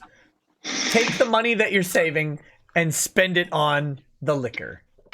And if you paid more than $300, check your flights. By the way, if you're flying to LA to go to the show, check the cost to fly now, because you may want to refund your existing ticket and buy a new one. It's insane how cheap it has gotten. Yeah. Okay, next. Some nobody says Freudian slip. He's going to be a defendant soon. Lol. Yeah, he might be a defendant soon in this lawsuit. Absolutely ridiculous. Andrew War Snowboard says something California Penal League. Twisted Puppet says Lacoste is under investigation by LAPD for soliciting minors. He's trying to make this go away. Oh, the best way to do it is to do a highly public lawsuit against a giant YouTube channel. He originally fled the country when the story broke. Shouldn't have come back. Don't come back and find a place with no extradition. Yeah. There aren't many of them. And they may send you Mongolia. They need sheep herders. Does Singapore have an extradition treaty? I think Singapore doesn't have an extradition treaty if you're a Singaporean citizen. Oh, yeah. If you're U.S., you're probably screwed. Man, I know that Singapore is very deferential to, like, Navy JAG. If you're a sailor and you do something out there that will get you, caned until you can't walk, you pretty much get out of it. Oh, he came back? Why? Oh, God. Spooky Weeb Trash says, hey, Nick, miss seeing your face. Are you going back to Anime Matsuri again, or is it coronavirus? LMAO. I have not heard that Anime Matsuri is canceled. I have no official announcements about Anime Matsuri, but I am strongly considering going. And as soon as I have pulled that trigger, you guys will know. Scorpio04 says Drexel and Mr. Peacock, my favorite guests. We're pretty great. Altira Mungara says, if the idiot is in California and the minor is in Florida, then wouldn't that be under federal recording laws, which I think is a single party consent? No, it would be under the state where the recording was made is how the consent laws work. But it doesn't matter, because the worst case scenario in this consent to record issue is that the minor is charged with a crime as a minor.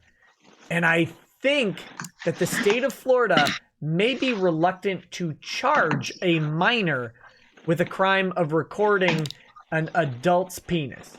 I think that just saying that is ridiculous. A jury may just find jury nullification appropriate in that case. Gelth Walker says, gotta sleep for work night. Good night, Nick and Mr. Peacock and Keemstar. Good night. Bookham Dano says, did Landau write this? Not enough apostrophes. Per capita apostrophes are off on this one, so no. Joseph Kerwin says, Chair Coon so kawaii. Some nobody says, Vic fans like anime and it infects this now. Bad Dragonite says, Chair Coon is the true host. Icy Mind Zero says, Chair Coon hoodie and I'll buy immediately. I'm just going to take a picture of my chair and throw it on a hoodie. Nick, you're leaving money on the table if you don't. I have to do it. I literally have to. Jay Walker, welcome to the channel membership, buddy. Hope you enjoy it. Clumsy K says he could have paid a real lawyer thrice the money to advise him to not pursue the action and save him a ton of money in the long run. Cheers, guys. You know, the really unfortunate thing is he did pay a real lawyer, and a real lawyer with a ton of experience and probably a very high hourly rate. And that guy may have advised him not to do it, and he chose to anyway. So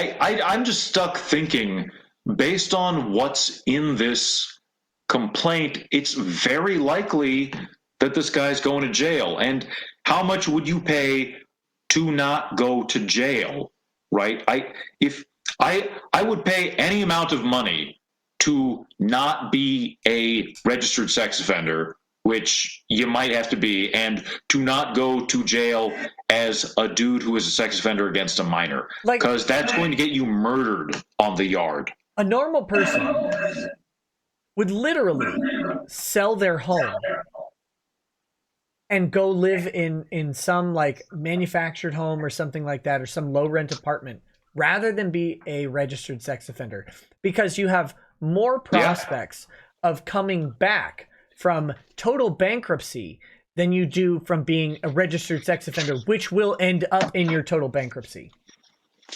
Yeah. No, that's true. You can't, no one's going to hire you, right?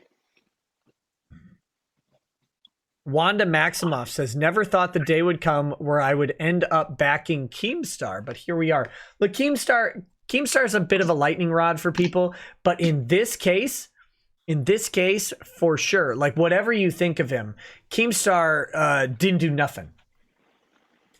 He just reported on something that is absolutely newsworthy. Grown ass man, relatively famous, messaging in a sexual manner and sending penis to minor. That's newsworthy, and we want those people to not interact with minors and maybe go to prison. It doesn't matter what you think about Keemstar. Everything we should do should prevent grown-ass men from sending penis pictures to minors.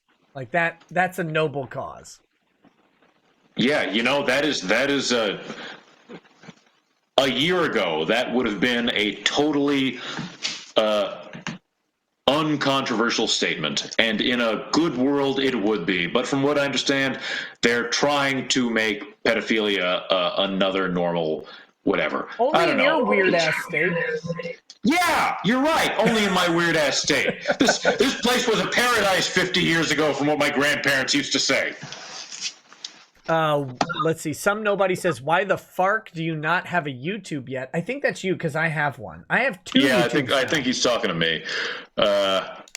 Look, for some people, it's not the right choice, right? Some people, it's not the right choice. Unfortunately, I got too many immediate bills, and I could not, I'm pretty sure, keep myself alive on the time that I would need to. Because what you have to understand, as a lawyer, you can't work for a firm and have a YouTube. No, you have to be an independent attorney because they will stop you from whatever you're going to say.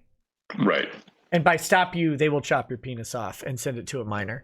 Some nobody says that stuff's for the birds. Move here, more fun. I don't know where here is. Chengiz Khan says YouTube super chat won't let me fully spell California and call California the communist empire it is. Rude. That is really rude of them, because we are filled with fucking commies. Yeah, they censor California? Yeah. That's weird. Skeet Neat says Peacock looks like if Henry Cavill and Glenn Howerton had a child together who grew into a man who adopted children from the local Kmart parking lot. I don't know who that second guy is, but Henry Cavill, I actually do get that quite a bit. And yeah, we are both pretty attractive and muscular, so thanks. I can see the Henry Cavill, actually. Yeah. I wouldn't have thought it on my own because I never think about Henry Cavill because I have a penis. But no, now that they mention it, yeah, I get it. Yeah, the first time I actually got that, I was at Disneyland with an ex-girlfriend, and some guy walked up to me and said, "Hey, man, are you that dude that plays Superman?" And my girlfriend, without missing a beat, just says, "No, please, his self-esteem is high enough. Don't do this to him." and looking back on that is how I realized, shit, I should have married her, because she... yeah, you buried the book on that one. Some nobody says, "Don't tell me what to do, mustache man."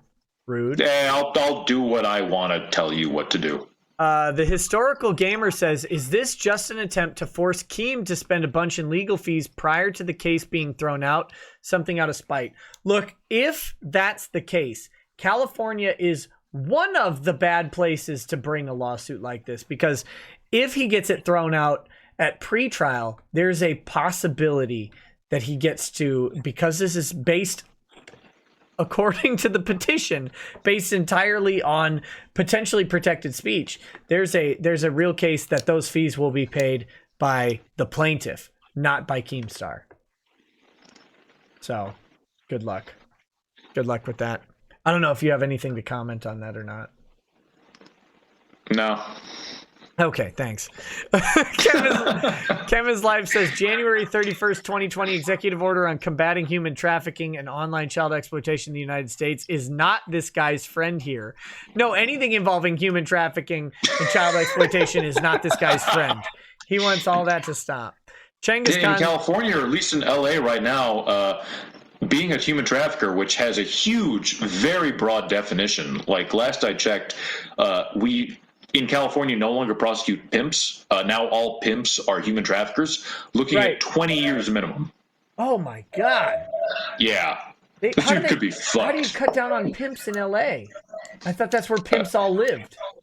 It is where they all live, and you do it by trying to convince the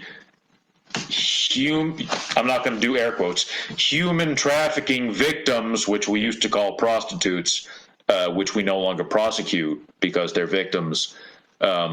We get them to turn, or the government gets them to turn, theoretically, on their human traffickers, their pimps. Do you recommend now to all pimps to not have baby powder in their pocket? I recommend all pimps to get out of the game, because in California, or the California bar requires me to advise people to not commit crimes. Okay. Genghis Khan says, nah, get this guy connected with West Nile Lemon. West Nile Lemon. I think I said that right. Listen, Landau is probably a bigger disaster, in all honesty. Emilio Alberto says, I started with Tomlin Tool 16 year, moved to Green Label Jack and Coke, and finished with Tullamore Dew. Looks like y'all had fun tonight. Good night. Look, I'm still polishing off this glass of military special, which is an absolute mistake. Jay says, worth it, Chercoon. Some nobody says, we're millennials, don't like human interaction. Is the coronavirus just designed to kill off the boomers and to leave the world in the hands of the capable millennials and zoomers? I was actually thinking about this today. As I was leaving the gym, it occurred to me that, yeah, it's clear. I mean, clearly it was designed. It is the story that, it jumped from a snake to a bat to a human is the dumbest bullshit I've ever heard in my life. And now that it's confirmed that China is saying it's a bioweapon by the U.S. government, means it's clearly a bioweapon by the Chinese. Are you sure a snake didn't fuck a bat, which fucked a human? I'm sure a snake didn't fuck a bat. A human might have fucked a bat, but snakes aren't as perverted as humans. No, the human didn't actually. He just gave the bat a rim job. That's even grosser, but you can find videos of that on the internet. I was thinking about why they would design a virus, assuming they designed it only to kill boomers, to kill people of a certain age. And thinking about it, the entire U.S. military top command is fucking boomers, right? All the generals are boomers. All the high-level colonels are boomers. So this could be something designed to take them out, take out the government, leave the capable young Americans who the Chinese thinks that they'll be able to otherwise control through excessive use of money. Yeah, of course, Blaine 20, it's not only killing old people, but it's killing a shitload more old people than anybody else. Klumsky might have been designed for Hong Kong. I personally am of the opinion that China is just eternally incompetent and accidentally release it on themselves because they're idiots. Hold on. I've got something important here. Praz says, "Hey Google, show images of bat rim jobs." Oh no, my phone did it! No! It's on the TV upstairs. Don't let the kids see. My phone says I can search the web for that. Just tap the search chip below. No, don't do it. Oh, I cucked myself. Let's see. Rural says Pornhub is giving Italy free access to its premium. That's terrorism. That is cultural terrorism. Absolutely. Jason of the Great Awakening says, for mass lockdowns, who controls the National Guard? Can they work in coordination with Marines? Do conditions need to be satisfied to authorize such a states of emergency? Governors typically, technically, the commander-in-chief of the National Guard is the president of the United States, but governors can call the National Guard, and so long as the federal government doesn't invoke the use of the National Guard, the governor is the commander-in-chief of the local National Guard when they call them, I believe. It's a weird situation. From what I understand, yeah, that's about right. It's the National Guard, I forget when, but was incorporated into the U.S. Army. It still has some partial independence until it is activated by the federal government. Let's see. Okay, this one, I missed this one. Intimidator0108 says, hey, Nick, after waiting about 2 months trying to find out if I would be able to go to Anime Detour in Minneapolis, Minnesota in early April and make up guard drill, Mr. effing coronavirus screwed that up. Oh, man, that sucks. Sorry, buddy. Just ruined my Gary Con attendance. Coming to L.A. I'm going to L.A., so. Yeah, I know you are. I'm telling that guy to come to L.A. That guy says, my son has coronavirus, found out today. Oh, that sucks, buddy. I hope he's okay. Legitimately hope he's okay. Fred Rush MD says, I won't be in LA. Damn it! Are you going to Dan's wedding, though? I don't know. I don't know yet. I just got a DM from him. I have to figure out if I'm going or not. I'll let you know as soon as possible. No one important says, hey, Nick, how did you get Tony Stark's dad on your show? We go way back. Howard Stark. That's right. Esme Illis Anime says, Nick, you're missed. Hello, stash person. Swivel, guys. Swivel. Show us the chairs. What kind of chair are you rocking there, Mr. Peacock? It's one that I heard was like $600 at some stupid ass LA boutique, but it's cracked, so I got it for free. Attaboy. Yeah, it doesn't swivel. It's just wooden. See, I'm in a chair with a Tempur-Pedic ass cushion. Oh, outstanding. It's beautiful. Bad Dragonite says, Chair Coon hoodie is just a seat cover. Smiles DeCat, welcome to Paralegal. Thank you for joining the channel. Benjamin Myers says, you need to put some googly eyes on your chair like Metal Commander does. Oh, that's just weird. I don't want the chair looking at me. I'd feel ashamed. Altira Hold on. Rick Leibs is asking, wasn't Howard Stark based on Howard Hughes? I don't know that. But in another life, before I even did criminal defense, first job out of law school, I helped out Howard Hughes's bastard son, who lived off of a boat I helped him argue with his trustees, and in return, he wrote me an entire book of poetry that I'm looking at right now. No. It is. Yes, it's the. Let me see. Hold on. Please bring that to Road Rage. Poetry collection for Keon, bound 12. For Mr. Peacock, bound 1214. Rip. After the Rising. Let's see if we can read some Howard Hughes bastard poetry. Oh yeah, Here's give me some spoken word. A beautiful thing that he drew: a wave with a sun. Oh God, I forgot. It's all gibberish. I don't know if you can see that. That was abysmal. That was horrifying. 6th day, I am so fat. This was written on July 9th, 2012. Okay. 6th day, I'm so far away. From where, who cares anyway? I do coos some way this long day. 15 mine to live. So okay. So long. Have I sung, this is all handwritten, sung this old song. Solidify, they cannot defy. From Mochi, much have I Sochi. Anyway, he was a very sweet old man. Look, I'm having flashbacks to being in poetry workshops in college, and I'm about to fall on this right here. Yeah. Please don't. I'm going to just make that disappear right into my ocular cavity if you keep it up. That was... But anyway, Ernie, if you're out there and if you're listening, God bless you. I hope it all worked out with your boat and your house. Oh God! What a coincidence! Altira Mungara, welcome to the super lawyer level. Thank you for subscribing. CJ says Ozzy was a man ahead of his time. He has the cure. I think Keith Richards has the cure for everything, right? Sure. Keith, the philosophy is just do literally every drug and substance you can find, and then it will prevent everything.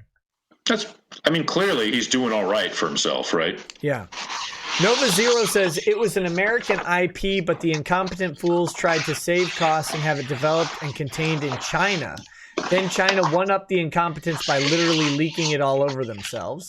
No, guys, the American government is stupid, but the American government is not so stupid as to outsource development of military technology, especially not bioweapons.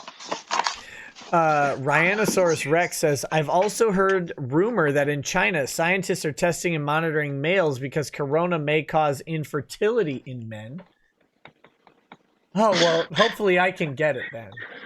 Because I am done as shit having kids. Fuck you, I'm not. Well, I didn't say you would get it. I said I would get it. That's yeah, good point. That sounds way less painful than a vasectomy. Yeah.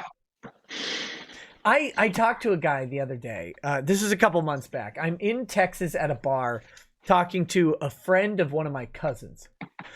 And he's like, man, I went to this guy, the only guy in Texas who doesn't do the laser vasectomies. He does the actual old school. He does the clamps, right? He clamps it off and he chops off the tube, and he, so he's describing it to me. He's like, they put this little hood around your junk, man, and you got your ball sack sticking up out of the thing, and then they numb it, and they go ahead and do their thing and whatever.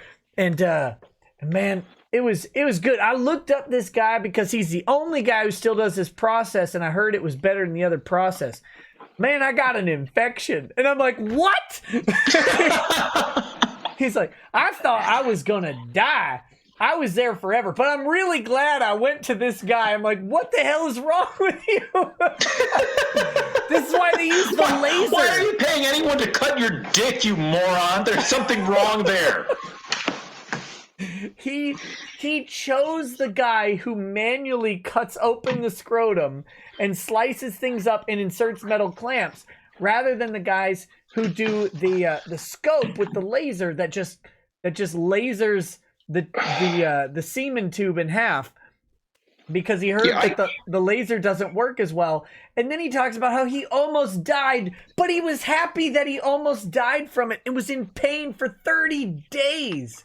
Yeah, that doesn't make any goddamn sense to me. I'm just the kind of guy that if I were even to pay anybody to cut on my ball sack, I would have to kill him afterwards. Like, that's just Listen. I'm gonna write you the check. The check is gonna clear, but the other thing that's gonna clear is a knife into your jugular. Yeah. You don't know when it's coming, but you're going out, son. That's after you put a knife into my balls. Only one of us can be alive afterwards. Let me tell you. The code of manliness demands retribution. Oh my god, it was the weirdest thing. Liberty Bird says, will you evaluate my CDC video? I got charged for public filming and need your thoughts. Oh my god, yeah. Email me. Liberty Bird, look, there's no reason why, but I will not remember this comment. Please email me. Rekieta.org and send me a link and I'll take a look and remind me what I'm supposed to do. Okay. Bad Dragonite says Chinese wet markets, food markets, caused corona. No. Matt Field says thumbs up. Guess who has 2 thumbs and is going to LA? Thumbs up. See you there, buddy. Yeah, buddy. Come find us. Moist John says, why not googly eyes like Maddox's bedspread? Because he's trying to get laid again. Just because he doesn't want to have any more kids doesn't mean that he never wants to be romantic. Now, Mr. Peacock, sir, could you make it happen on the slime blanket? Yeah. I used to make it happen with no bed. I used to sleep on the floor and would put it to girls, which was great for, again, we're talking years ago, back before I was a lawyer, when I was still a student. It was a great excuse to put it to undergrads, do it standing up, and then say, there's nowhere for you to sleep. Do you want to sleep on the floor? Most of them wouldn't. Some of them would. Do you want to sleep on the floor, or should I buy you an Uber home? Yeah, that's really how it was. Because a lot of these chicks did not want to sleep on the floor. I'm like, I'm here. No, you can't sleep on the couch. My roommate might wake up and see you, and that would be weird. So yeah, I know for a fact I could make it happen with a slime blanket. I might have to buy one just to prove it to myself. But you missed my follow-up question was, can Maddox make it happen on the slime blanket? No. Nick, the reason that we know each other, the reason that you and I know each other is because Maddox couldn't make it work with the woman that he had been dating for a number of years, right? That's where we are. The poor guy. I feel for him sometimes, and then I remember, he's kind of a shitbag. Did you ever see the chick that he was donating money to, allegedly? This wasn't Metal Jess. No, the chick with the like OnlyFans style account who was burping in bathtubs. Did you ever see the burping in bathtubs? Not only did I never see this chick, I did not know this happened. How much money did he donate? We don't know, but she, the burper, used to go and donate a bunch of money on his Twitch channel. So the obvious inference is that they were donating back and forth to boost each other's numbers artificially. And allegedly, there may have been a fake credit card or two involved that were charged up and then discarded and ignored. Huh. Yeah, I have not seen this chick. Was right, she you understand the gig here, right? Like you throttle a homeless person, you steal their social security number, you apply for like a $5,000 credit limit credit card, you get it, and then you go onto your girl's OnlyFans account and you pay $4,000 to watch her burp in a bathtub, and then you pay another $1,000 for your fleshlight collection, right? Like that. Allegedly, but I mean, was this chick hot or was she fat or what's going on? Come on. I mean, take a guess. Here's the thing. You've met you've met at least digitally, Maddox. What do you Right, think? but here's the thing. Anyone can simp for anybody, right? If I were a simp, I could simp for that Victoria's Secret supermodel who looks kind of like an alien but is hot for some This reason. is not Adriana Lima, okay? Right. This is That's a what chick. I was talking about. Yeah, exactly. Her. This chick is burping in a bathtub for dollars. Okay, so she's not hot, is what you're saying. She's not hot. She's in an acoustic nightmare, belching loudly. What? So here's the thing. You like, didn't know about this? Oh my God, Dr. Nurse. Is Dr. Nurse going to be in LA at Road Rage? I hope not. I don't know. Oh, buddy, we need. I don't care if she's there. I just need to know. I can't remember the name. Wait, was Dr. Nurse the burping No. Dr. Nurse gave me the name and website of the burper. But that Twitter's gone, so I don't know. But Nick, this guy could have owned the world for the internet. He was the biggest name in internet comedy. And now he's that guy who pays ugly chicks to burp in a bathtub. At least that's so fucked. At least he's not paying dudes to burp in a bathtub. Hey, did you see the thing recently where PewDiePie called out the simps and then a bunch of e-thoughts like went on and were like, it's okay to be a simp? Of course they're going to say that. That's like Jack Daniels saying it's okay to be an alcoholic. Yeah. No. Where do you think these people get their money, you idiots? Oh God. Don't you wish you could do that? Yeah, I do wish that I were PewDiePie. I do wish that I didn't listen to my mom when she said get an education, stop playing video games. I do wish that I had done that. I could be a retard or I could be an R slur on YouTube. I could be a stupid asshole with pretend to have a funny accent and marry a supermodel for $7 million a year. Yeah, I could do that. Well, PewDiePie isn't a simp. I don't think. Maybe no, he he's is. not. He's just his. What if he is though? What if that's his dark secret? What if PewDiePie's dark secret? If he were a simp, he would not have a super hot wife. If he were a simp, he would be Prince Harry and be a fucking idiot who throws away a line of royalty for a middle-aged divorced actress. Maybe his alter ego is named Walter McNulty, and no, we gotta stop. Let's see. Hildred Castagnet says Howard Hughes was the greatest genius of the 20th century. Until he went crazy, yeah. Benjamin, is that the guy who had a airplane fuselage made into a boat? I don't know if Howard Hughes did that, but Howard Hughes was the guy who designed, the Spruce Goose. He was a huge airplane engineer. Guy. Okay, I don't think he did, but some guy has the fuselage of the Spruce Goose as a boat. Oh, it could be my guy. I don't know for a fact because I never been to his boat, but he lives on a boat that was either paid for or designed by his illegitimate father. I saw it on one of those HGTV shows and it was awesome. It's like, how do you drive an airplane fuselage with no wings or anything? Like, that's your boat. It just looks like a Pringles can floating on the water. You should look it up. It's great. I mean, you don't need to drive it if it's just anchored in the harbor and that's where you live. No, it goes around though. He has a captain. Could be. And the captain's like a superhero because he can pilot this stupid boat that sucks. I mean, he has enough money for it, sure. Benjamin Myers says, I see it as an attempted bioweapon that was supposed to be set to weaken the military's personnel to make it easier to overthrow, but got out of hand sooner than expected because their own vaccine. CJ says, a lot of defense contractors use China labs. Yeah. Architect of Fate says, reach out to a Brit Bong streamer named Uzalu. He has a frequent guest streamer who is a pathologist working on the Mexican beer illness. Okay. Liberty Bird says, will do. Thanks, brother. That's about sending the CDC video.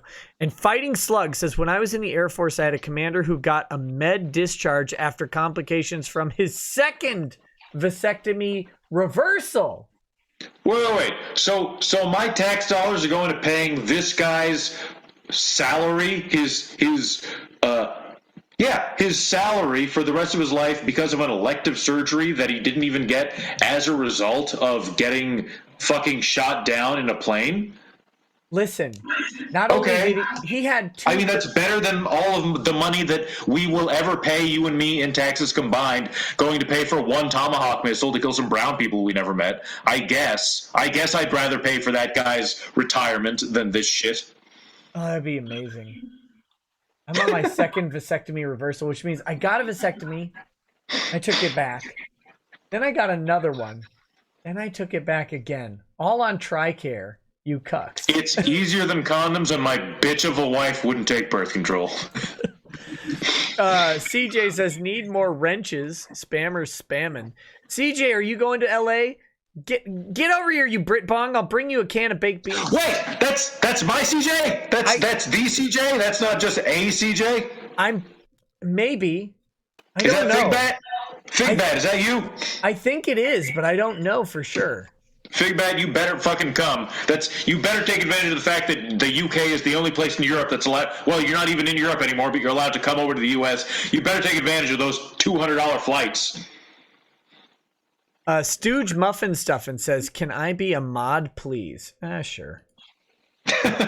I'm feeling drunk right now. Bad Dragonite says, everyone says, oh no, that's an American CJ. Oh, well. For years. We like you anyway, CJ. We do, but I thought you were other CJ for a while. Sorry about that. Bad Dragonite says, everyone says no till they see a Chinese wet market.